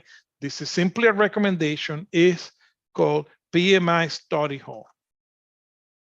Okay, PMI Study Hall, this is a service provided by PMI directly. This has nothing to do with Skillsoft. I'm just pointing out a resource for practice questions that is vetted, that I have the chance to review, and those are great questions, and it's PMI that manages that. And Carl is reiterating what I just mentioned. We do not support Study Hall. We support test prep, but not Study Hall. Okay. Study Hall is managed directly by PMI. It's an option. You don't have to do it. I'm just giving you recommendations because it's important that you get familiarized with the type of questions, and that's going to give you basically, you need to take practice questions to get ready for the PMP exam. Just going over the slides, it's not going to be enough. You need to have the foundation. That's what you get with a class. But then you need to put in time and effort after these 35 hours. You need to put time and effort. How much time? In average, 80 to 100 hours after the class ends. So you have to, depending on your availability, depending on your family obligations and your job obligations, you have to carve out 80 to 100 hours. I'm going to venture to say that it's closer to 100 hours on top of the class of study time. How much time is going to take you? In average, for most people, it takes 6 to 8 weeks for most people. Okay, 6 to 8 weeks. That's on top of this class to get ready for the actual exam. There were some other questions. Once we finish the class, do I have a time limit for me to sit for the exam? No. The only requirement that PMI has is that once your application is approved, you have to sit for the exam within 1 year. That's it. But for preparation purposes, most of you, and this is anecdotal data that we have been able to compile, I can tell you that it's going to take you anywhere between 80 to 100 hours. And most people working full time is going to be 6 to 8 weeks on top of the class to get ready for the exam. So you're looking what? We're at the beginning of this, end of November, beginning of December, with the holidays in between. So you probably should be ready by February of next year. That's a realistic target for your PMP exam. Okay, this is just recommendation based, but you need to take practice questions. You need to take how many? All of them, as many as possible, in the thousands. These are two resources that I will recommend. And PMI supports, they are the ones that manage Study Hall. So it's a great resource that we recommend for questions. All right. All right. And we just mentioned that there's a questions about practice exams. We just mentioned that. Okay. We just mentioned that. All right. So let's get back to the content. I wanna reel you back into what we're covering. Let's get back to the content. Another important aspect about project management, we have to look at things from the perspective of project management. And part of this foundational aspect are the principles. This is content that is mainly coming from the PMBOK 7th edition. Okay, the principles. PMBOK 7th edition, if you get a chance, maybe some of you have read it or have browsed through some of the pages. PMBOK 7th edition, first of all, it's very thin compared to previous editions of the PMBOK. And there's a reason for that, because it's more philosophical. PMI has realized that it's more important to focus on giving you a philosophical foundation, but then it's up to the organization and project managers how to implement those principles, right? You need to have some flexibility in that regard. So that was the main focus, to give you some broad parameters from within project teams can operate. Okay. I'm going to point out something. We're looking at the principles right here. I'm not going to read them for you. I'm not going to do that, but I'm going to highlight some important aspects. First of all, you do not need to memorize this for the exam. One more time, you do not need to memorize this for the exam. You need to understand it. The exam is all about critical thinking, okay? But this is what we are supposed to do as a project manager. The first one I mentioned before, we're the stewards. We're in charge of the resources. We have been designated by the organization to be the stewards of those resources, that budget, that schedule for that project to be completed on time, within budget, covering all the scope that was agreed upon, and with the goal of adding value to the organization. We're the stewards, right? We're the captain of the ship. We are the captain of the ship. Whether we have high level of authority or not, that's a different conversation. However, even if we have a low level of authority, we can still get things done. We don't have to use authority. We can use leadership. We can use motivation. And we're going to go over that. Okay. But we need to understand how things work. We're always going to be, as captains of the ship, we're going to be navigating complexity. It's about collaboration, communication. We have to be role models for our team members. We have to help them with risk management. That's an important area of project management. We have to keep our stakeholders engaged, available. That director of accounting, if we're working on the accounting software project, we identified that the director of accounting is a key stakeholder. We need information from them, make sure that they are available when they need to be available. How do we do that? Through effective engagement. And we're going to cover techniques on how to do that.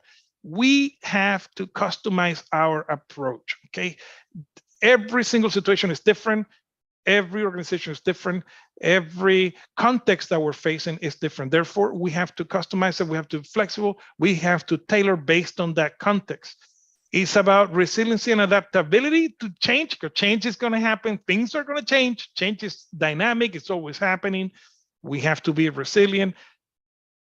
The letter J is the quintessential reason of any project: add value. Then the next one is about quality. How well do we fulfill requirements? To the degree to which we fulfill requirements, that's important. That's going to help us to be in compliance and deliver the scope that we have to deliver in the goal. And the last one, remember what I said about changes, right? A project is always going to be changing something, changing status quo, whether you're coming up with something new or you're modifying something existing. So the goal is always to achieve that vision of the project with that future state. All right, so this is philosophical foundation. You're going to find this in the PMP 7th edition. But then they went from those 12 principles to 8 project performance domains. One thing that I'm going to point out, these project performance domains that you see here, they're not the same as the exam content outline domains. How many domains do we have? Let me ask you. How many?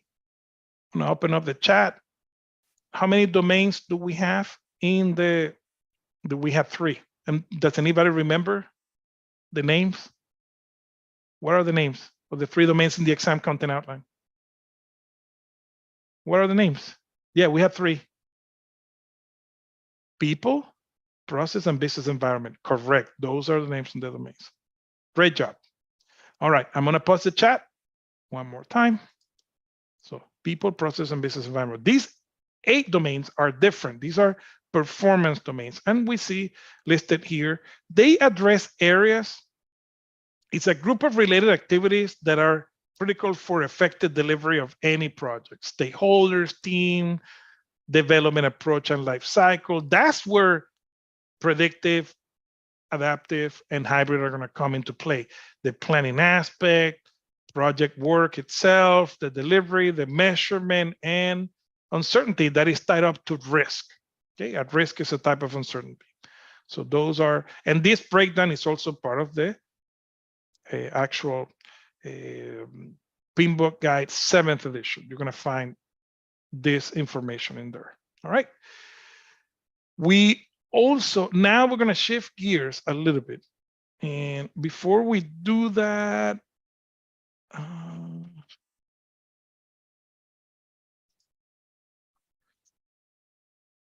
I'm going to see if we have any content related questions. Only content related questions, because we're going to talk about Agile now.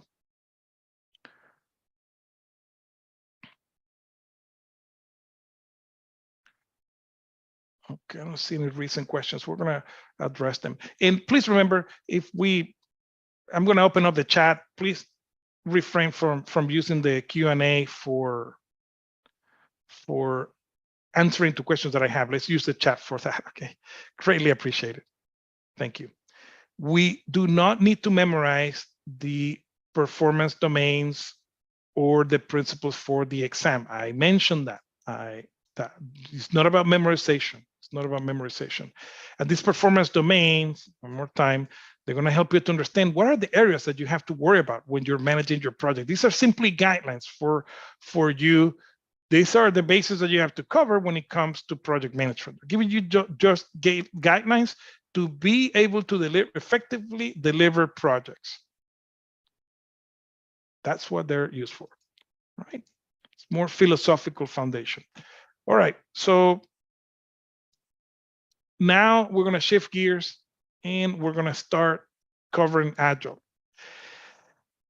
Agile is very important for the PMP exam, but let me clarify that a little bit. A couple of things. It's not the PMP exam. PMI does not expect you to be an Agile expert. I know that some of you are new to Agile, that you might have never worked, maybe you have never worked with Agile before. I don't want you to be intimidated, okay? The PMP exam is going to make sure that you understand foundational aspects of Agile, but it doesn't expect you to be an expert in Agile. Okay, one recommendation that I have is, of course, all the Agile content that you need to know for the exam is covered in the slides. But if you need extra help, my recommendation is for you to read the Agile practice guide. This is probably the only reference out of the 10 that as an instructor, I would recommend you to read, especially if you do not have a solid foundation of Agile. If Agile is something new to you, this will be the only reference that I personally would recommend you to read from cover to cover. It's give and take. It's very thin. Give and take is 120 pages. It's very easy to read. It's not a requirement. It's simply a recommendation, okay? And if you remember, under Percipio, if you go to read, that was the name of the tab, you have the Agile practice guide there. If you're a member of PMI, one of the benefits that you have is you can download a PDF version of the Agile practice guide. But I'm old school. I like the printed version. I purchased this many years ago. And this is a reference that will strongly suggest you for those of you that are new to Agile to read. It's called the Agile practice guide. Okay, I'm going to put it in the chat. It's the Agile practice guide. There's only one edition. This is by PMI, and I think it was published in 2017, if I'm not mistaken, 2017, 2018. It's only one edition. Okay, so that is my recommendation. And why is that? Why am I making that stop when it comes to Agile? Well, your exam, 50% of the questions are going to be Agile or hybrid related. So you need to know these definitions. Your Agile fundamentals need to be strong. That's why I'm highlighting this aspect. So 90 questions are going to be Agile or hybrid related. It's important that you understand these definitions. That's why I was taking the time to make sure that it was brought up. So if you're new to Agile practice guide, this content covers all the Agile that you need to know. But if you need extra help, it's the Agile practice guide. You have it in Percipio if you're a Percipio user. If you're not, but you happen to be a PMI member, then you can download a PDF version of the Agile practice guide. Okay. So having said that, let's start talking about Agile, the fundamentals aspect. So we're going to start with the foundational aspects of Agile. We're going to understand where it came from. in the current landscape of Agile. Okay, so Agile started in 2001. A group of software developers got together at a ski resort in Utah in February of 2001. And the goal that they had was to come up with a new approach that was more effective for their activity, which was software development. So let me start by providing that parameter. There's a misconception still to this day that many people think that Agile is only used in software development. Originally, those quote unquote founding fathers of Agile, they were trying to solve their problems as software developers, okay? But fast forward 22 years later, almost 23, Agile can be applied to any industry, including construction, okay? Including construction. But that wasn't the original vision that this group of software developers had when they got together. They only wanted to solve their own problems. The outcome of that gathering was what you see here, 4 core values and 12 principles. And that forms the Agile Manifesto. Fast forward 23 years, Agile has become pretty much like ice cream. There are multiple flavors, and I like to make food analogies all the time. So Agile is pretty much like ice cream. There are 50 plus flavors of ice cream. The same happens with Agile. 50 plus flavors of Agile currently out there. Okay, but they're all ice cream, but different flavors, right? Chocolate is different from vanilla, but it's still ice cream. So it's just a different flavor. Same thing with different flavors of Agile, like DSDM or Crystal, or Crystal and or Scrum, right? Or Safe. So multiple flavors. So simply different flavors, or Extreme Programming, XP. Then let's take a look at the manifesto. This was the initial group, the initial work of that group of software developers. So if you look at the first sentence here, they were trying to find better ways of developing software. Why is that? Because they were software developers. They were not trying to solve the problems of the world. They were only trying to solve their own problems, which were associated with software development. So they were trying to find better ways of developing software by doing it and helping others how to do it. And the core aspect was these 4 core values. This is the cornerstone of Agile, what we see here. And actually, you can go right now, or well, not right now. I want you to pay attention right now. But later, if you want to do some research, you can Google the Agile Manifesto, and it's going to take you to the original website. It looks like 1996, very old, with the 4 core values and the 12 principles listed as it was back in 2001. And with this information, that hasn't changed. I think it's agile.org, if I'm not mistaken. Then agilemanifesto.org, that is the correct URL. You can go to agilemanifesto.org and you're going to find this information there. But let's take a look at the principles here. At the values, not the principles. We're going to cover the principles in a second. The first value, people, individuals. Projects are done by people for other people. So people and the way they interact with each other is more important than processes and tools. That was one of the major pain points that this group of software developers had. The current approach was focusing more on process, not on the outcome, and not really taking into account the people aspect. So people and the way they interact together. And by people, they meant team members and stakeholders, not just team members. People and the way they interact with each other is more important than process and tools. They're not saying that processes and tools are not important. They're saying that people and the way they interact with each other is more important than processes and tools. Then the next one, producing something that works is more important than tons of documentation. Contrary to popular belief, there is documentation in Agile, but it's more lightweight. But we do have some documentation in Agile, but it's less comprehensive than it is in traditional, okay? But the goal is to produce something that works. Producing something that works, remember, they use the word software. because they were software developers, but you can replace it with anything that is applicable to your industry, and it's the same. It's the same meaning. It has the same meaning. Producing something that works is more important than a lot of documentation, than a ton of documentation. The next one, customer collaboration, is more important than contract negotiation, but we still have to go through contract negotiation, and but it's more important to be able to collaborate effectively with our customers because we're building something for them. And the last one, this is where they drew a line in the sand between agile and predictive. Being able to respond to change is more important than following a plan. In predictive, it's the opposite. Predictive is plan driven. We follow the plans. And if there is a variance between what happens in the project and the plans that we have to fix that performance, okay? Depending on the level of variance, the degree of variance that is accepted. But in predictive, we follow plans are what drive project forwards.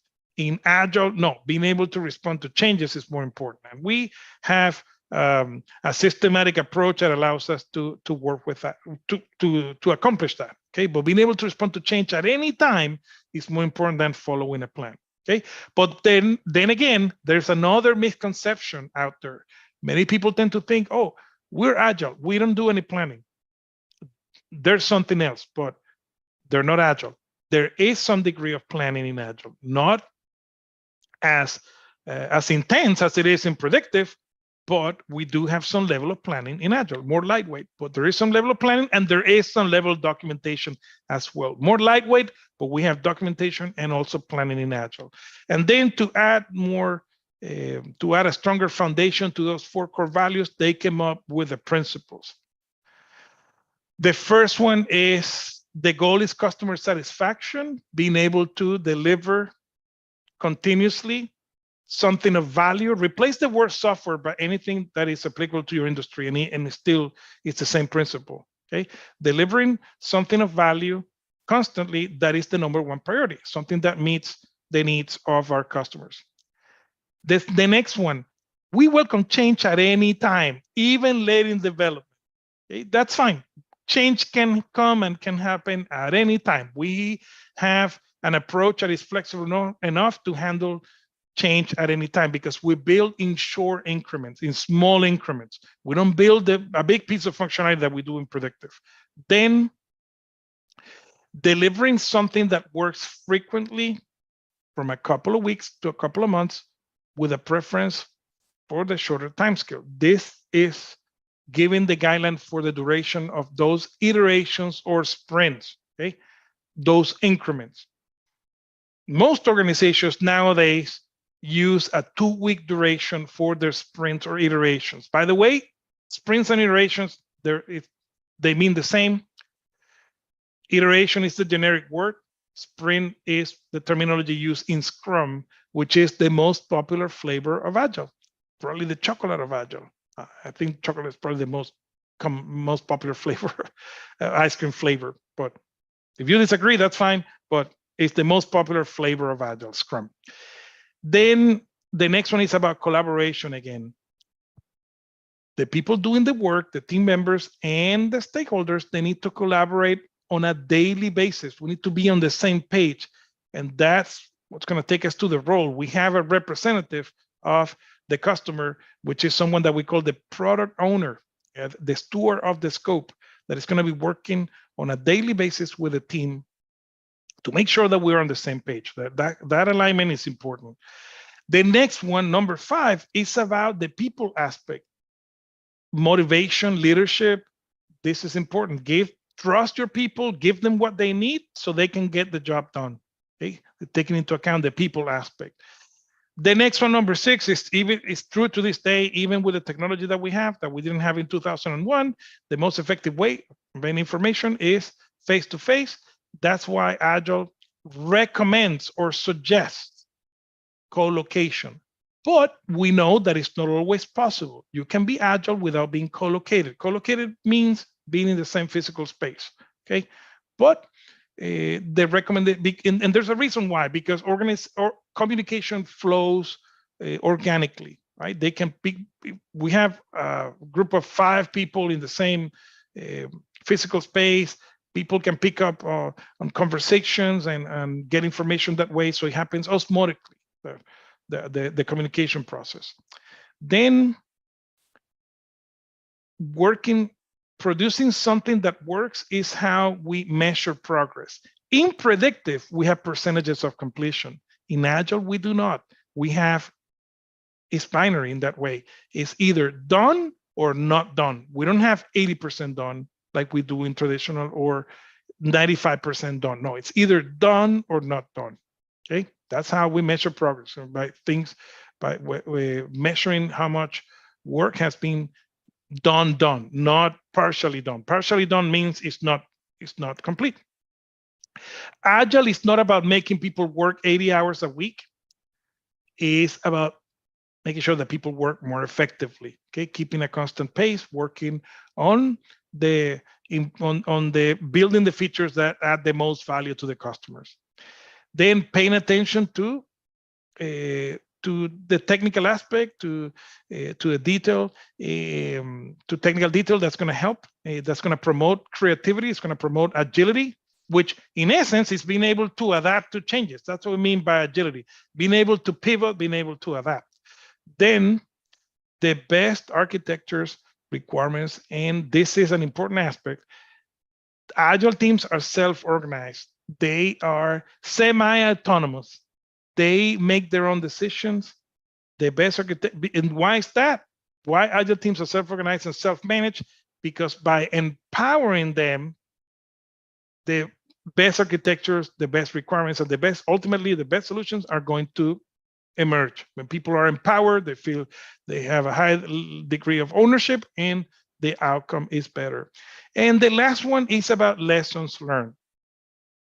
Agile has a built-in way through a particular ceremony that we call retrospective to evaluate what went well, what went wrong, or what didn't go so well, and what can be improved. And we do that at the end of each iteration or sprint.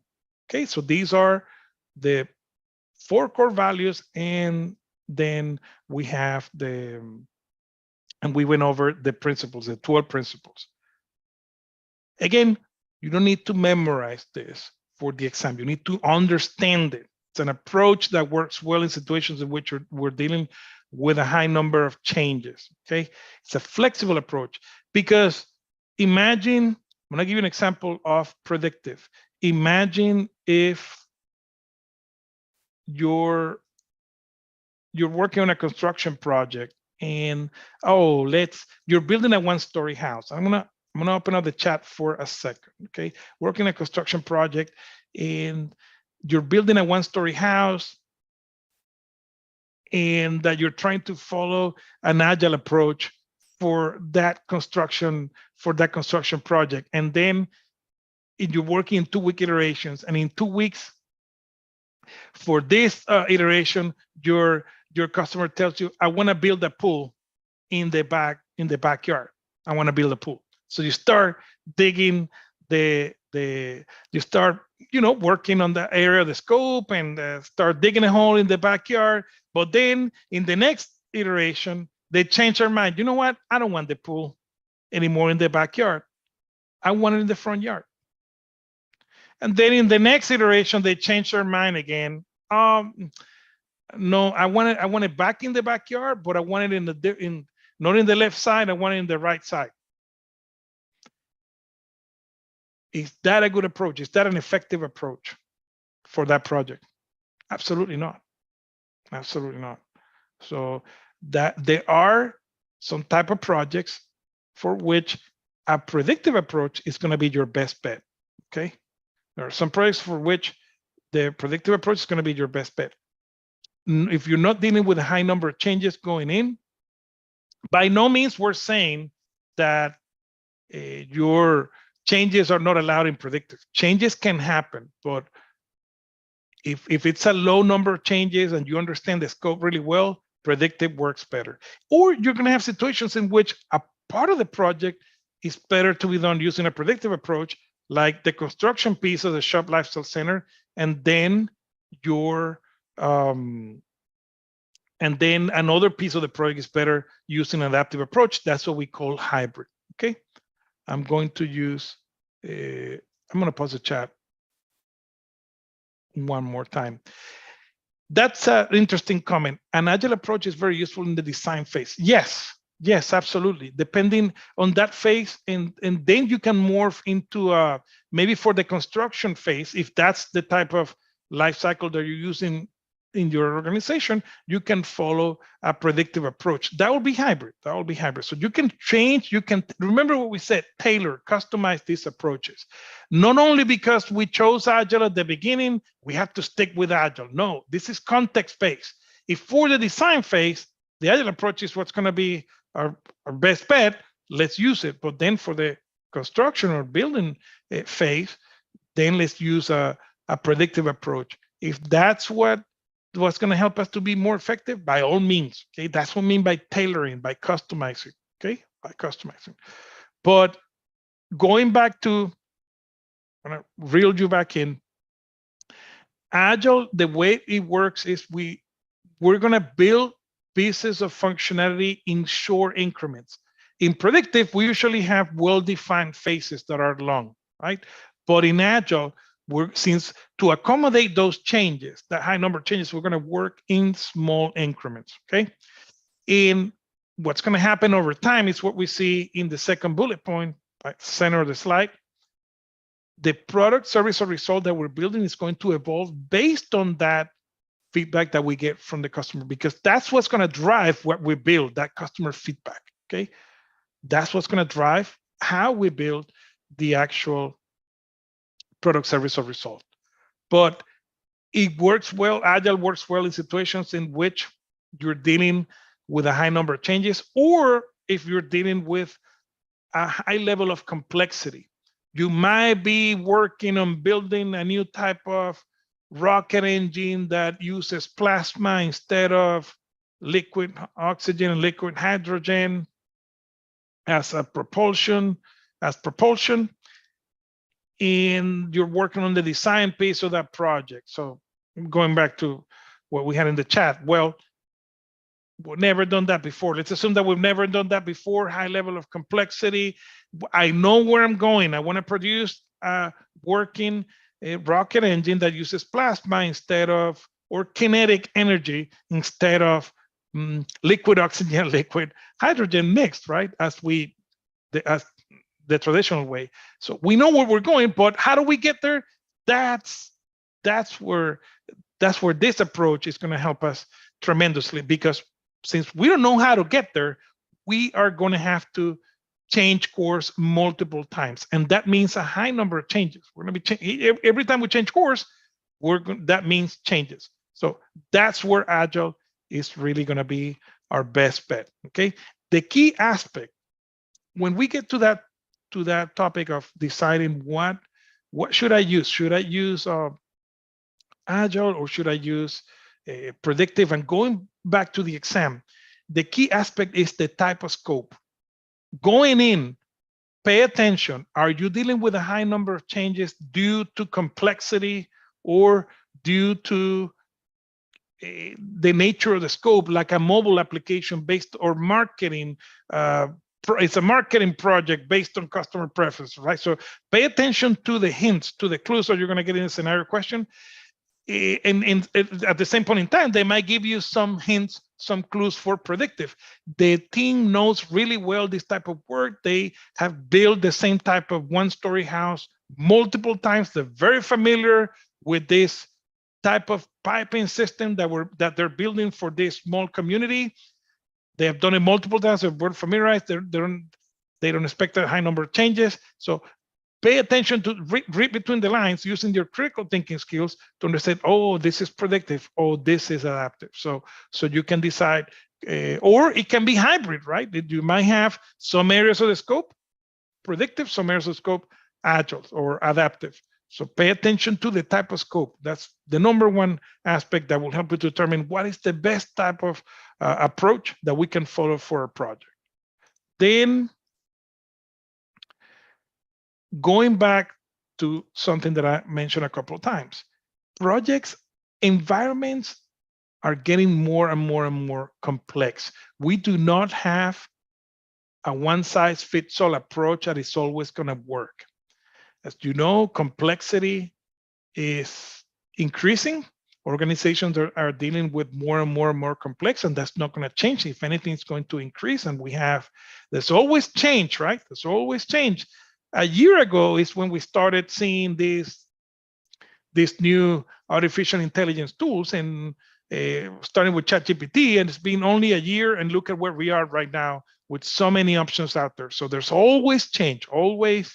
It's a dynamic and more complex environment. And the same, and projects are not exempt from that situation. Level of complexity is evolving. Therefore, no two projects are the same, even within the same organization. That means that we need to have a flexible approach that is going to help us to address the context that we are facing. Okay. I want you to think of these tools and techniques that we're covering throughout the class, starting with understanding the type of organizational structure, then the type of life cycle that we can follow. We have three: predictive, adaptive, that covers agile and continuous delivery, and then hybrid. As tools, these are tools that you have in your toolkit to be able to address the context that you're facing. If all of you were working for the same organization in different projects, the context, even within the same organization, is going to be different. Some of you might be working on software for the accounting department. Some of you might be working on a marketing project. Some of you might be working on a construction project. The context, even within the same organization, the context is different. Larger teams, smaller teams, different endeavors. So you need an approach that is flexible enough.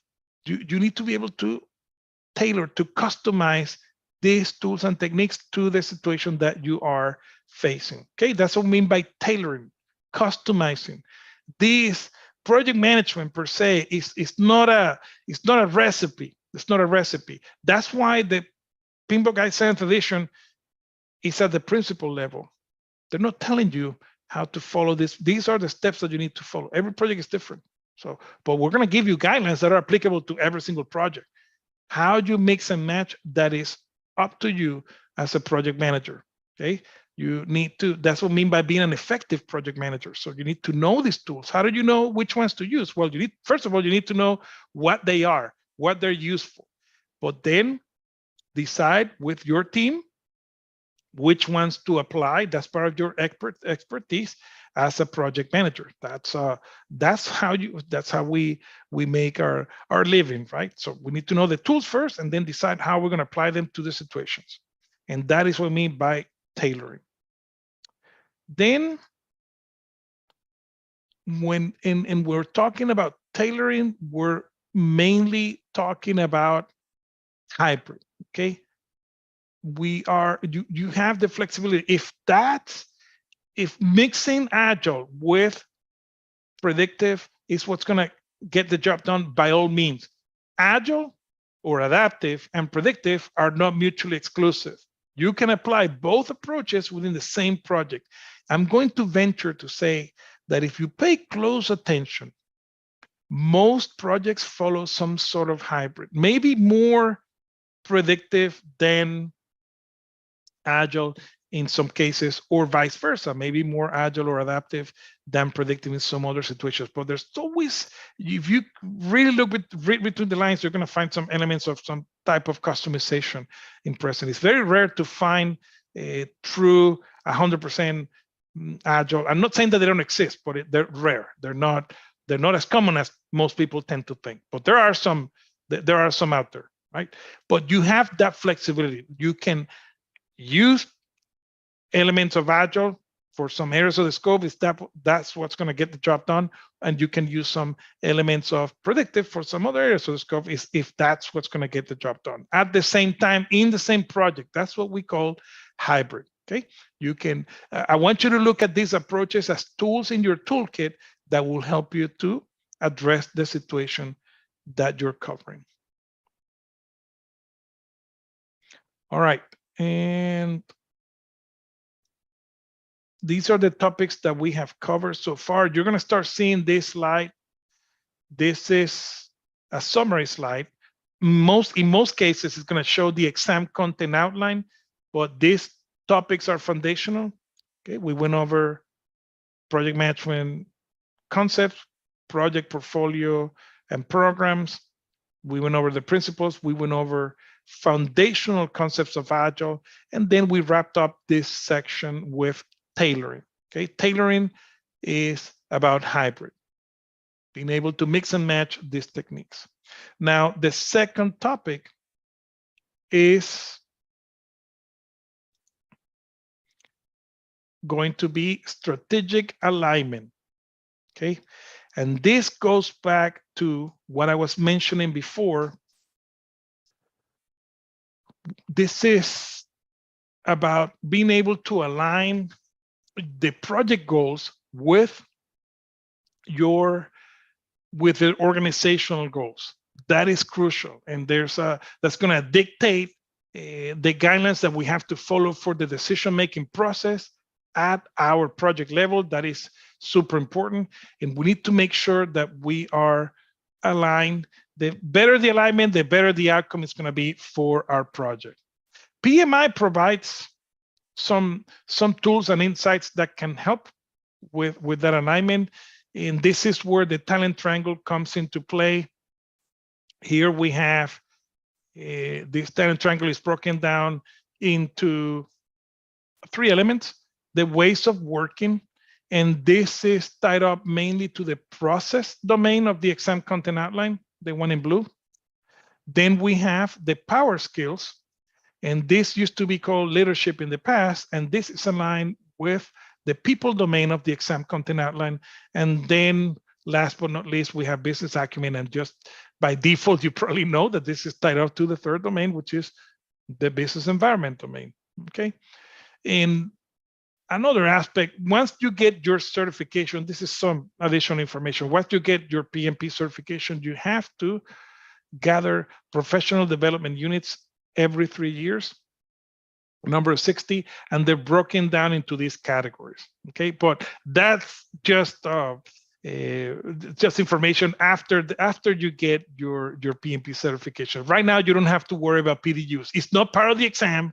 It's simply something that you need to do to keep your PMP certification current. Okay, but for now, is simply this tool to align those project goals or objectives and organizational objectives. This breakdown. Okay, and we also have this. This goes back to what I was mentioning before. Okay, I mentioned that a few times right now. Super important. Easier said than done. You need to be able to understand how your project helps in achieving an organizational objective. But in order to do that, you need to have access to the strategic plan of the organization. You need to know where the organization is going in the next 5, 10, 15 years. Okay?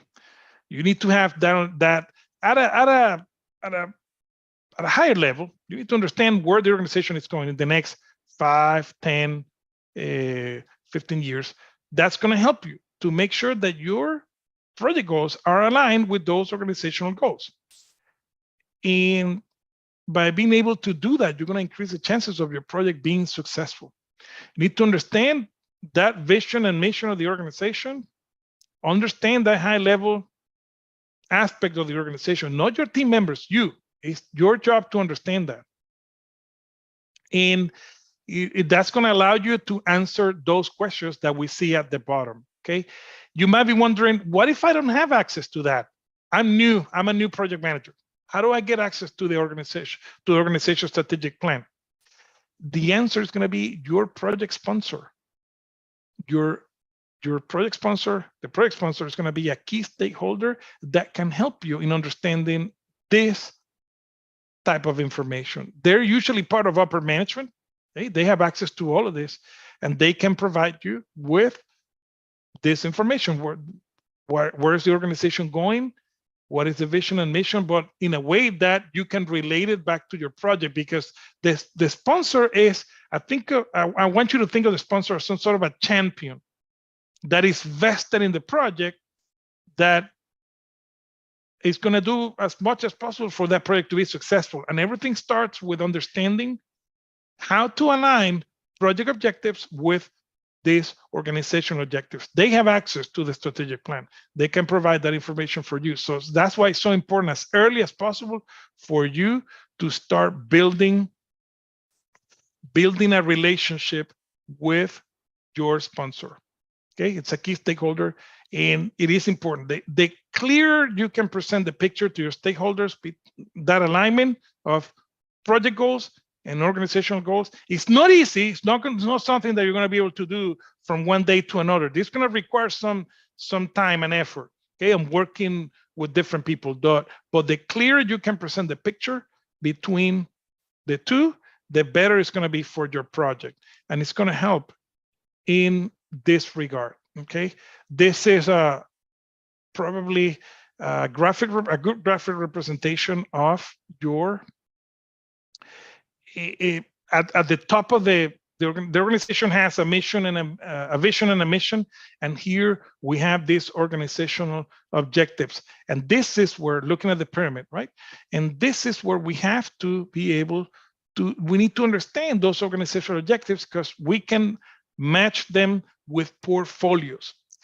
And the way this works, you might be wondering, but how does it work in an organization? We have all seen in most large organizations, we have the C-level executives. I'm going to open up the chat for a second. We have the C-level executives, right? Those people that are at the top of the pyramid, starting with the CEO of the organization. Okay, the CEO of the organization, they're the ones that set the tone for the next 5, 10, 15 years. They're the ones in charge of the vision and the mission. So C-level executives, starting with the CEO, this is where they operate. Okay, in the rest of us, we are the supporting organization. Our job is to provide a structure. So those provide a structure that will allow the organization to achieve those strategic goals. Okay, those strategic goals. Then that's how it works, right? So this is starting once those objectives, organizational objectives, are set, then project management provides a systematic approach that allows organizations to be effective, okay? To be effective in achieving those organizational and strategic objectives, okay? And ultimately to achieve that mission and vision by achieving those organizational objectives. But it provides a systematic approach broken down at 3 levels. At the portfolio level, matching one-on-one with the organizational objectives, and then we're going to compile similar projects, because to achieve one of those organizational objectives, we're going to need multiple projects. So how do we group them so we are effective? We do it at 2 levels. We do it, those that are similar, we're going to group them in the form of a program, so we can manage it at that level. And what are we managing? Resources, to make sure that we are working in a coordinated manner, that we're being efficient with the resources. And then we're also doing it at the individual level, at the project level. That's where we come in as project managers. But look at something that is shown here. This has to coexist with ongoing operations, okay? But this coordinated approach, this is what project management provides to organizations to be effective, okay? To manage their resources in a systematic approach, so they don't have to reinvent the wheel every single time, and they can be as efficient as possible with those limited resources, because organizations have limited resources. They don't have infinite resources. They have very limited resources. So how can they get the most out of their resources? Well, project management provides an answer, and that's why my fellow students, that's why project managers are so in high demand because of this. Organizations have been able to realize, to reap the benefits of following this approach. So that's why it is so important to be able to establish that alignment between project objectives and organizational objectives. That is super important. I'm going to pause the chat for a second. And we're getting close to our long break, but I'm going to take the rest of the time to address to address some of the questions. Remember, questions. Let's put the questions in the Q&A. Okay, so I'm going to answer questions, content related questions in the Q&A. Okay, all right, and the first question in the Q&A. I'm gonna pause the chat. I see many of you asking questions I'm gonna pause the chat. Let's use the Q&A for questions. All right, I'm gonna pause the chat. And organizational structure for me in a maintenance is functional or weak matrix. What is the distinction between them? If you in a functional organization, project managers are more, first of all, you have no authority whatsoever. Everything is up to the functional managers. There are functional departments. There's not a PMO in place. There is not really a formal process of project management. It's simply they get, in most cases, even coordinators that just that are going to be coordinating some activities, no authority whatsoever. Everything is up to the functional managers. A weak matrix, the organization is working on both projects and operations, and they have project managers. However, these project managers have a very low level of authority, but they have a PMO, they have some project management guidelines. They acknowledge that project management exists. In a functional, they don't, pretty much. Okay, that will be the difference. Then what would you call the organizational structure if a project has multiple project managers? No. That is not the case. Not multiple project managers, no. Project has a project manager, period. Not multiple project managers. And then you're elaborating on the question. 1 PM with a prime contractor, then that is a project that is part of a program. You have to look at it that way. That's a mini project on its own. Another PM with each subcontractor, those are different projects, man, that come together under a program. That's how you have to look at it, okay?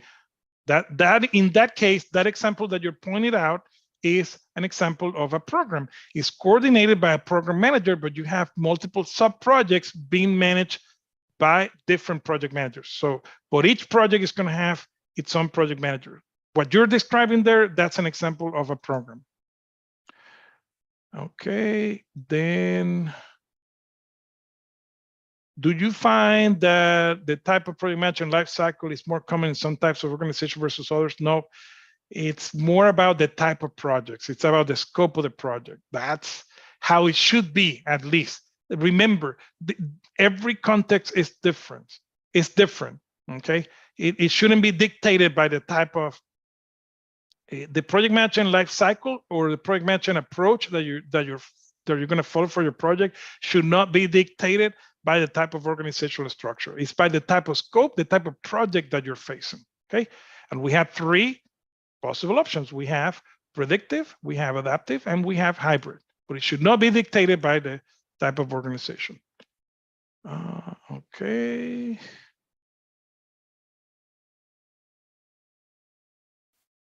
We went over weak matrix and functional.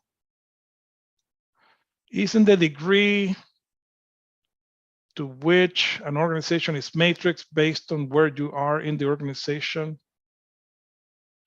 For example, I could be a project manager with low authority, but for someone else with greater authority, they will view the organization as about project managers are going to be in the same bucket. No, project managers are going to be all in the same bucket. It's not just for you, it's for the group of project managers, and that's going to be in place when you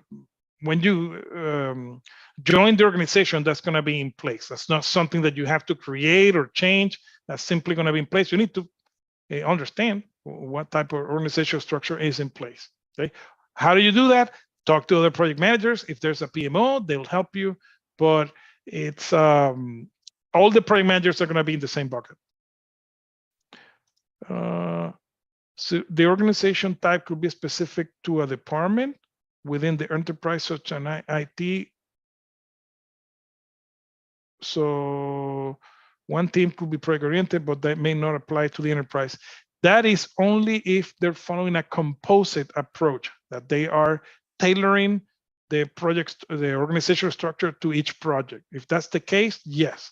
If not, then it's going to be whatever structure the organization has in place. PMOs, can they be a combo of supportive, controlling, or directive? Yes, they can. They can, but you're going to be able to pinpoint. Usually, controlling is also supportive, and a directive is also supportive.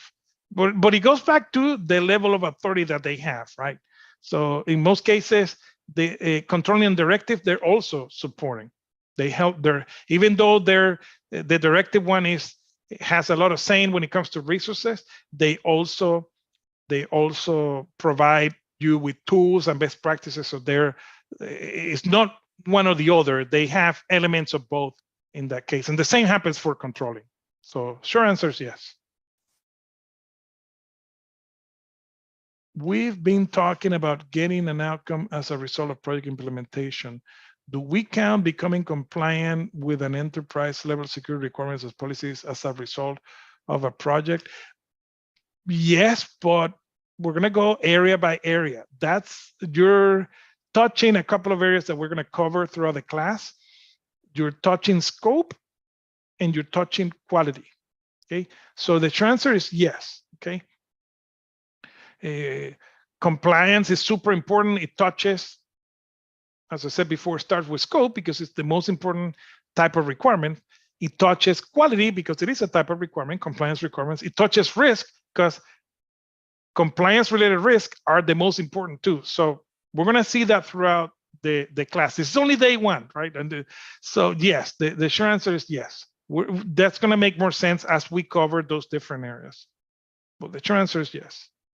Another question, if I am the functional manager for the overall project, but there is one component owned by another functional leader, would this be considered a storm matrix? No. If you're the functional manager, you haven't mentioned a project manager at all. So I'm going to venture to say that that's functional, right? So as I said before, think in terms of a project manager. Okay, think in terms of a project manager. Yeah, that will be functional. You're not even mentioning project managers in that scenario at all. So I'm going to go with functional. How would you classify your typically military organization? I equate projects as a specific operation, and the subordinate units have a lot of leeway as to what resources and processes to conduct the operation. I'm not going to venture to establish that relationship. First of all, thank you so much for your service. I am not a veteran. I'm not I know my limitations, so since I haven't been in the military, I'm not going to venture to answer that question. But if you're coming from O2O or IVMF, they have liaisons that can help you to establish those relationships. They can help you with the application to translate your military experience to the civilian world, and they can help you in answering these questions properly. So I'm not going to venture to answer that question.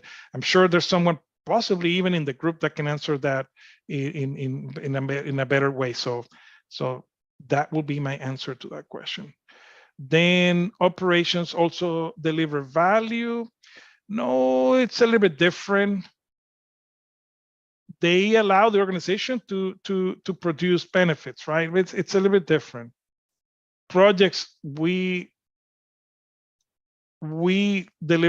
conduct projects to deliver value. If operations can be, the project can be years long, so are operations. Operations are ongoing, they're forever, they don't stop, they never stop, they never end.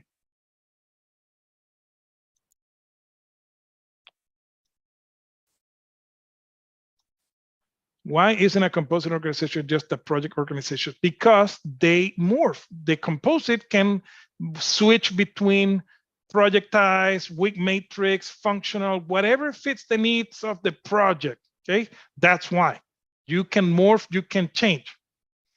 Projectized is projectized only. Okay. How team structure and organization structure? Well, the team structure changes depending on the approach. It's a different thing. It's a different thing. It depends on what you're trying to accomplish. Okay, we're going to talk about building team formation. We're going to talk about that later. It's different from organizational structure. What is the difference between composite and functional organization? Composite is that within the same organization, you can have one project, one more time, you can have one project that is following a functional organizational structure. Another project is following a projectized organization. And this is within the same organization. And another one is following a Scrum matrix. It's whatever fits the project needs. That is what we mean by composite.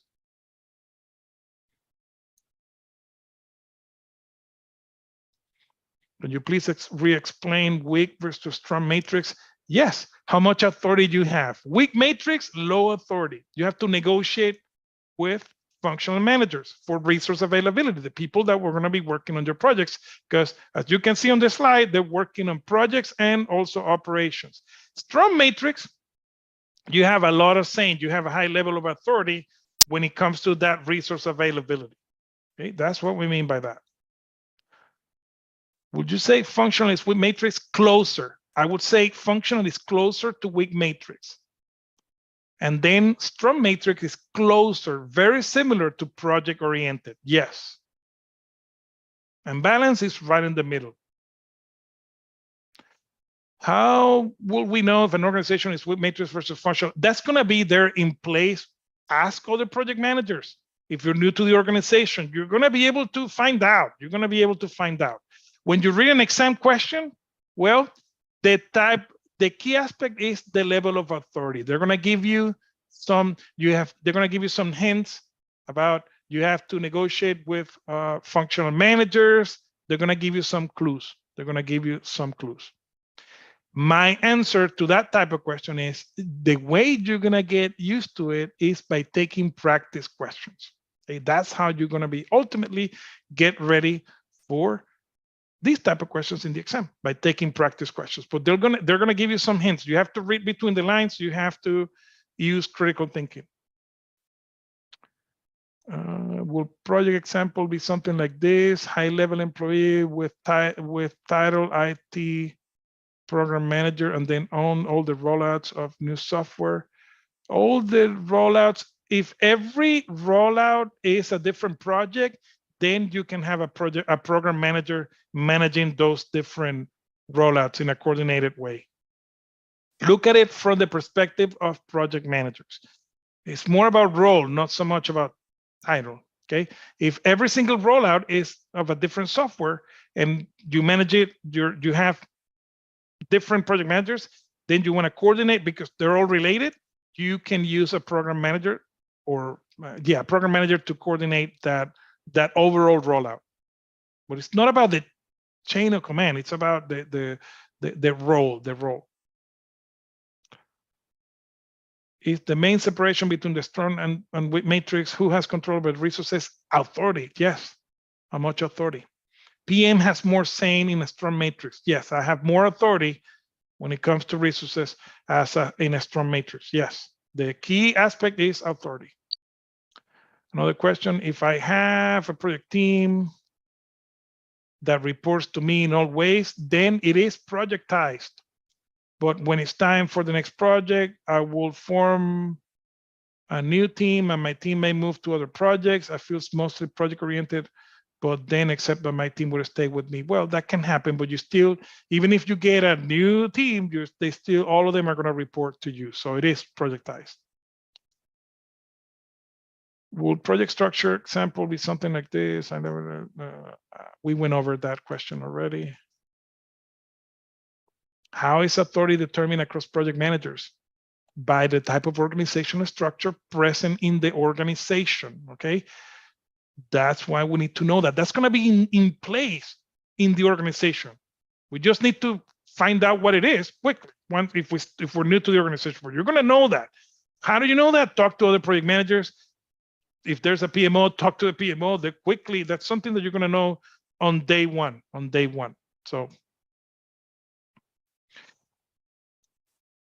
all right. So we have come to the end of part 1.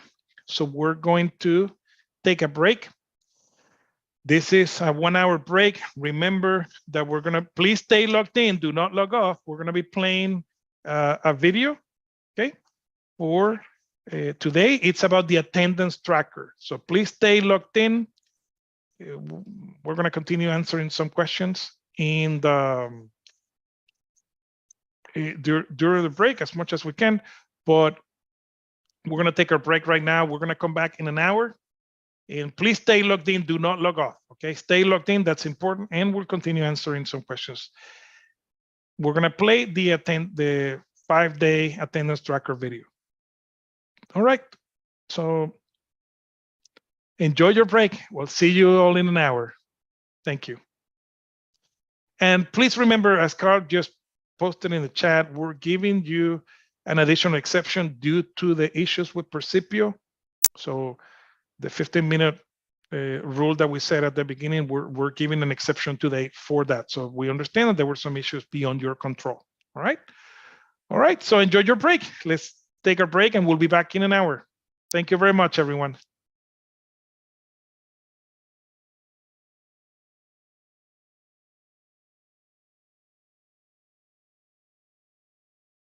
Recording stopped. The recording has stopped.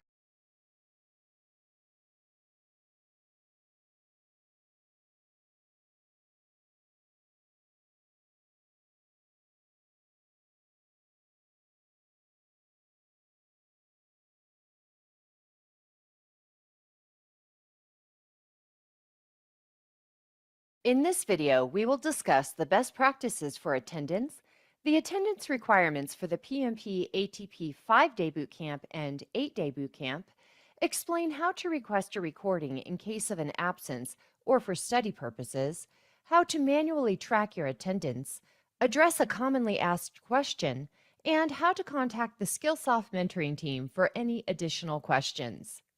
The Project Management Institute, also known as PMI, requires live, real-time attendance in our instructor-led bootcamp for your attendance to count.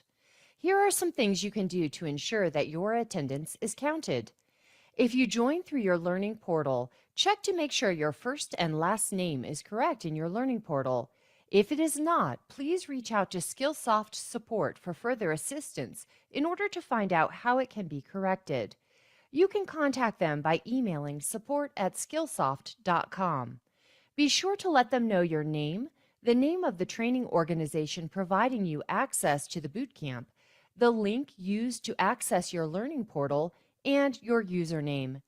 If you have technical issues and need to join through Zoom directly, be sure to include your first and last names when using the browser link, or have a Zoom account created when logging into the Zoom desktop client or app. You can request the Zoom details during a live session.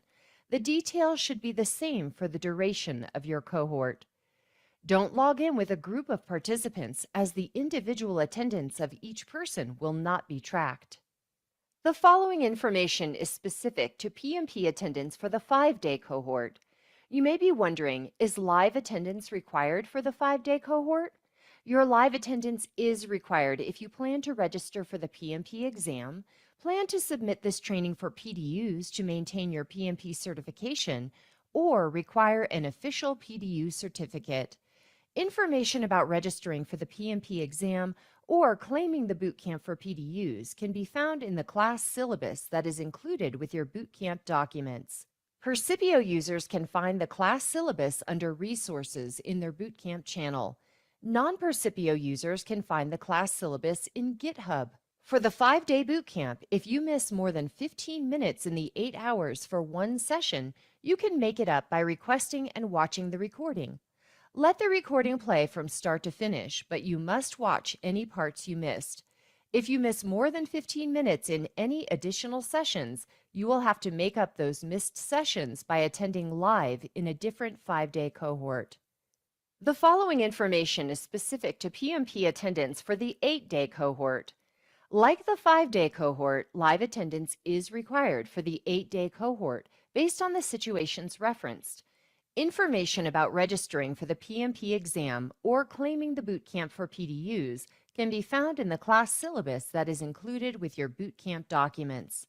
Percipio users can find the class syllabus under Resources in their bootcamp channel. Non-Percipio users can find the class syllabus in GitHub. For the 8-day bootcamp, if you miss more than 15 minutes in any 2 sessions, you can make them up by requesting and watching the recordings. Let the recordings play from start to finish, but you must watch any parts you missed.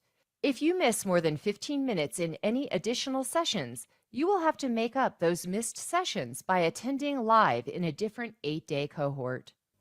Of course, things happen, and you may find yourself in a situation where you must miss all or part of a bootcamp session. In case of an absence, these are the recommended steps.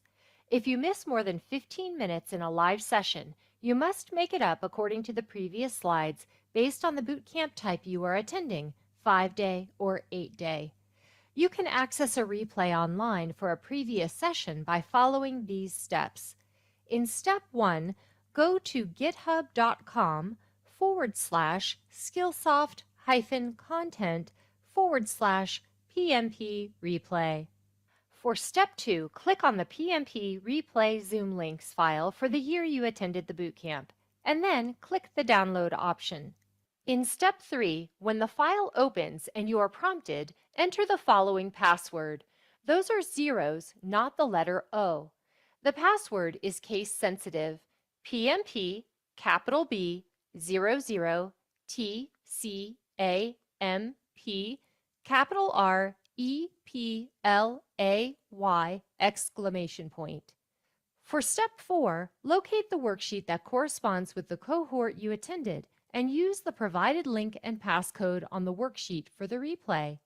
Note, the password to open the Excel file is not the passcode to access the replay. Replays will be available for 1 year, and they are not available for download. A replay for a session, also referred to as a session recording, requires you to use the link and passcode provided by the mentoring team. When accessing the recording, please use Microsoft Edge or Google Chrome if possible. You will be brought to a registration page where you will need to enter your first and last name and any other required fields. After you have registered, you will need to enter the passcode. Remember, the passcode is case sensitive and must be entered exactly as provided. In addition, the replays or recordings are available upon request for the dates of the bootcamp you attended for study purposes. Since attendance is so important for this bootcamp and required by PMI for candidates taking the PMP exam or claiming this bootcamp for PDUs, anyone in either of those situations must use the provided attendance tracking sheet included as part of your bootcamp resources. Also, if you require an official PDU certificate, you will need to fill out the attendance tracker. In this example, we are showing the first 2 tables from the attendance tracker document. The first table is used to indicate the title for your bootcamp and the scheduled start and end dates. The second table is only used if you must attend live to make up missed sessions beyond the allowed exception, as discussed for the 5-day and 8-day cohorts. In this example, we are showing the session template table for day 1. The attendance tracker docx file contains 8 tables, 1 for each session. If you are attending the 5-day cohort, you can delete the extra tables. If you are attending the 8-day cohort, you will use all 8 tables. In this version of the attendance tracker, columns with choose an item allow you to pick from the available items for consistency and to reduce the guessing on your part as to what to fill in. For this feature to work, you must click Enable Editing from the information bar you see at the top after opening the document. If you don't see that information bar and the items are not clickable, you can find a description of each column in the Attendance Tracker docx file.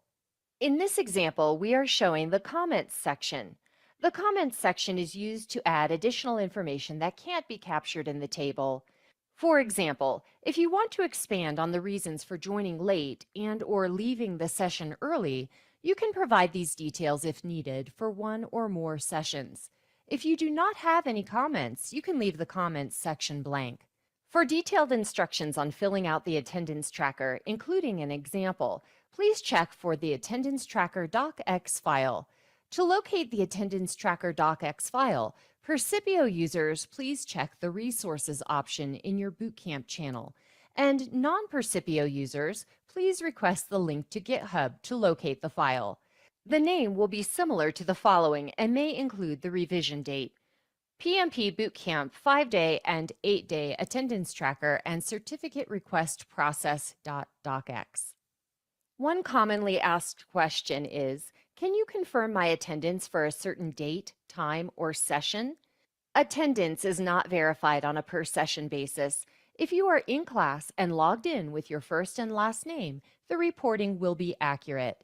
Please track your attendance using the attendance tracker provided in your Bootcamp resources. Your attendance will be verified at the end of the cohort during the certificate request process.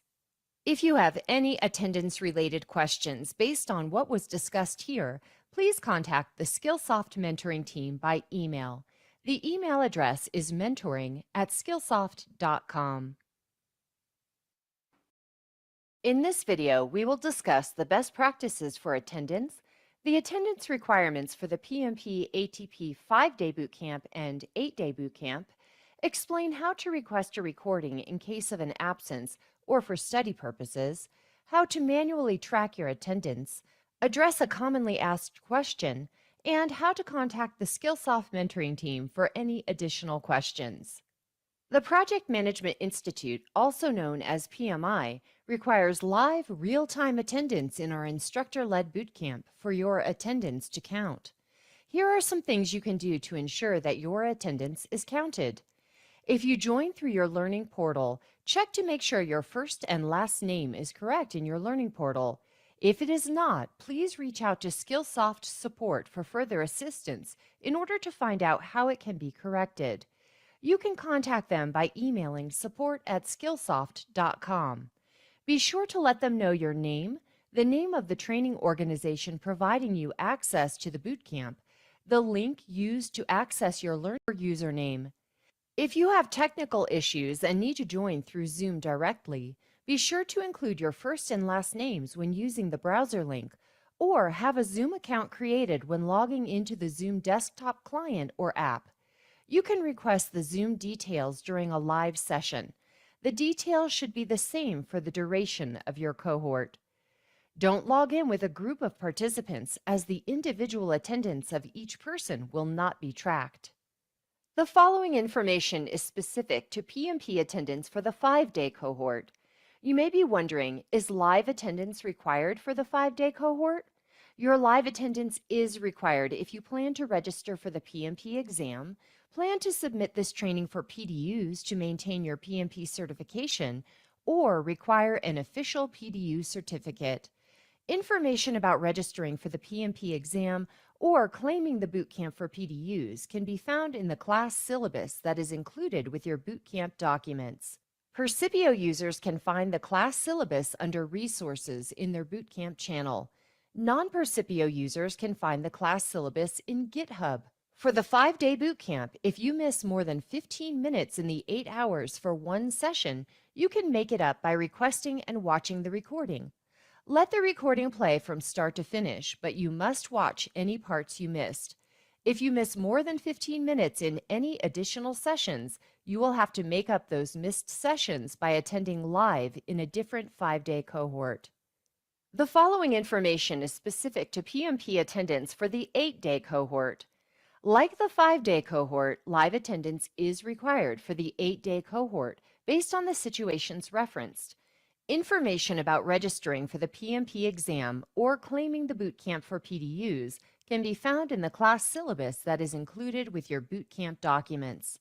Percipio users can find the class syllabus under Resources in their bootcamp channel. Non-Percipio users can find the class syllabus in GitHub. For the 8-day bootcamp, if you miss more than 15 minutes in any 2 sessions, you can make them up by requesting and watching the recordings. Let the recordings play from start to finish, but you must watch any parts you missed. If you miss more than 15 minutes in any additional sessions, you will have to make up those missed sessions by attending live in a different 8-day cohort. Of course, things happen, and you may find yourself in a situation where you must miss all or part of a bootcamp session. In case of an absence, these are the recommended steps. If you miss more than 15 minutes in a live session, you must make it up according to the previous slides based on the bootcamp type you are attending, 5-day or 8-day. You can access a replay online for a previous session by following these steps. In step 1, go to github.com/skillsoft-content/PMP replay. For step 2, click on the PMP replay Zoom links file for the year you attended the bootcamp, and then click the download option. In step 3, when the file opens and you are prompted, enter the following password. Those are zeros, not the letter O. The password is case sensitive. PMP, capital B, 00, TCAMP, capital R, EPLAY, exclamation point. For step 4, locate the worksheet that corresponds with the cohort you attended and use the provided link and passcode on the worksheet for the replay. Note, the password to open the Excel file is not the passcode to access the replay. Replays will be available for 1 year, and they are not available for download. A replay for a session, also referred to as a session recording, requires you to use the link and passcode provided by the mentoring team. When accessing the recording, please use Microsoft Edge or Google Chrome if possible. You will be brought to a registration page where you will need to enter your first and last name and any other required fields. After you have registered, you will need to enter the passcode. Remember, the passcode is case sensitive and must be entered exactly as provided. In addition, the replays or recordings are available upon request for the dates of the bootcamp you attended for study purposes. Since attendance is so important for this bootcamp and required by PMI for candidates taking the PMP exam or claiming this bootcamp for PDUs, anyone in either of those situations must use the provided attendance tracking sheet included as part of your bootcamp resources. Also, if you require an official PDU certificate, you will need to fill out the attendance tracker. In this example, we are showing the first 2 tables from the attendance tracker document. The first table is used to indicate the title for your bootcamp and the scheduled start and end dates. The second table is only used if you must attend live to make up missed sessions beyond the allowed exception, as discussed for the 5-day and 8-day cohorts. In this example, we are showing the session template table for day 1. The attendance tracker docx file contains 8 tables, 1 for each session. If you are attending the 5-day cohort, you can delete the extra tables. If you are attending the 8-day cohort, you will use all 8 tables. In this version of the attendance tracker, columns with choose an item allow you to pick from the available items for consistency and to reduce the guessing on your part as to what to fill in. For this feature to work, you must click Enable Editing from the information bar you see at the top after opening the document. If you don't see that information bar and the items are not clickable, you can find a description of each column in the attendance tracker docx file. In this example, we are showing the comments section. The comments section is used to add additional information that can't be captured in the table. For example, if you want to expand on the reasons for joining late and/or leaving the session early, you can provide these details if needed for one or more sessions. If you do not have any comments, you can leave the comments section blank. For detailed instructions on filling out the attendance tracker, including an example, please check for the Attendance Tracker docx file. To locate the Attendance Tracker docx file, Percipio users, please check the Resources option in your Bootcamp channel, and non-Percipio users, please request the link to GitHub to locate the file. The name will be similar to the following and may include the revision date: PMP Bootcamp 5-day and 8-day attendance tracker and certificate request process.docx. One commonly asked question is, can you confirm my attendance for a certain date, time, or session?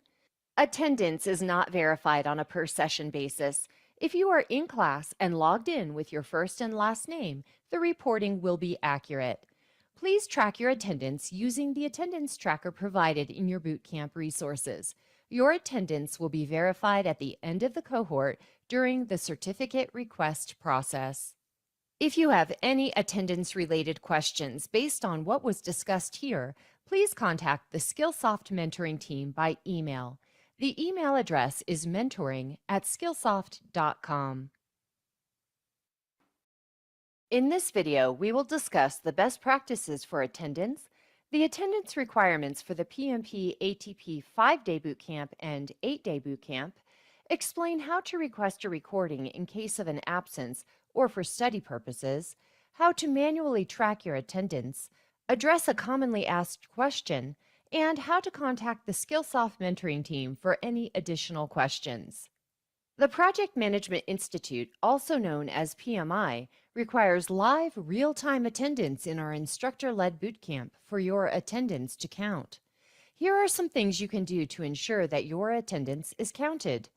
If you join through your learning portal, check to make sure your first and last name is correct in your learning portal. If it is not, please reach out to Skillsoft support for further assistance in order to find out how it can be corrected. You can contact them by emailing support@skillsoft.com. Be sure to let them know your name, the name of the training organization providing you access to the bootcamp, the link used to access your learning portal, and your username. If you have technical issues and need to join through Zoom directly, be sure to include your first and last names when using the browser link, or have a Zoom account created when logging into the Zoom desktop client or app. You can request the Zoom details during a live session. The details should be the same for the duration of your cohort. Don't log in with a group of participants, as the individual attendance of each person will not be tracked. The following information is specific to PMP attendance for the 5-day cohort. You may be wondering, is live attendance required for the 5-day cohort? Your live attendance is required if you plan to register for the PMP exam, plan to submit this training for PDUs to maintain your PMP certification, or require an official PDU certificate. Information about registering for the PMP exam or claiming the bootcamp for PDUs can be found in the class syllabus that is included with your bootcamp documents. Percipio users can find the class syllabus under Resources in their bootcamp channel. Non-Percipio users can find the class syllabus in GitHub. For the 5-day bootcamp, if you miss more than 15 minutes in the 8 hours for one session, you can make it up by requesting and watching the recording. Let the recording play from start to finish, but you must watch any parts you missed. If you miss more than 15 minutes in any additional sessions, you will have to make up those missed sessions by attending live in a different 5-day cohort. The following information is specific to PMP attendance for the 8-day cohort.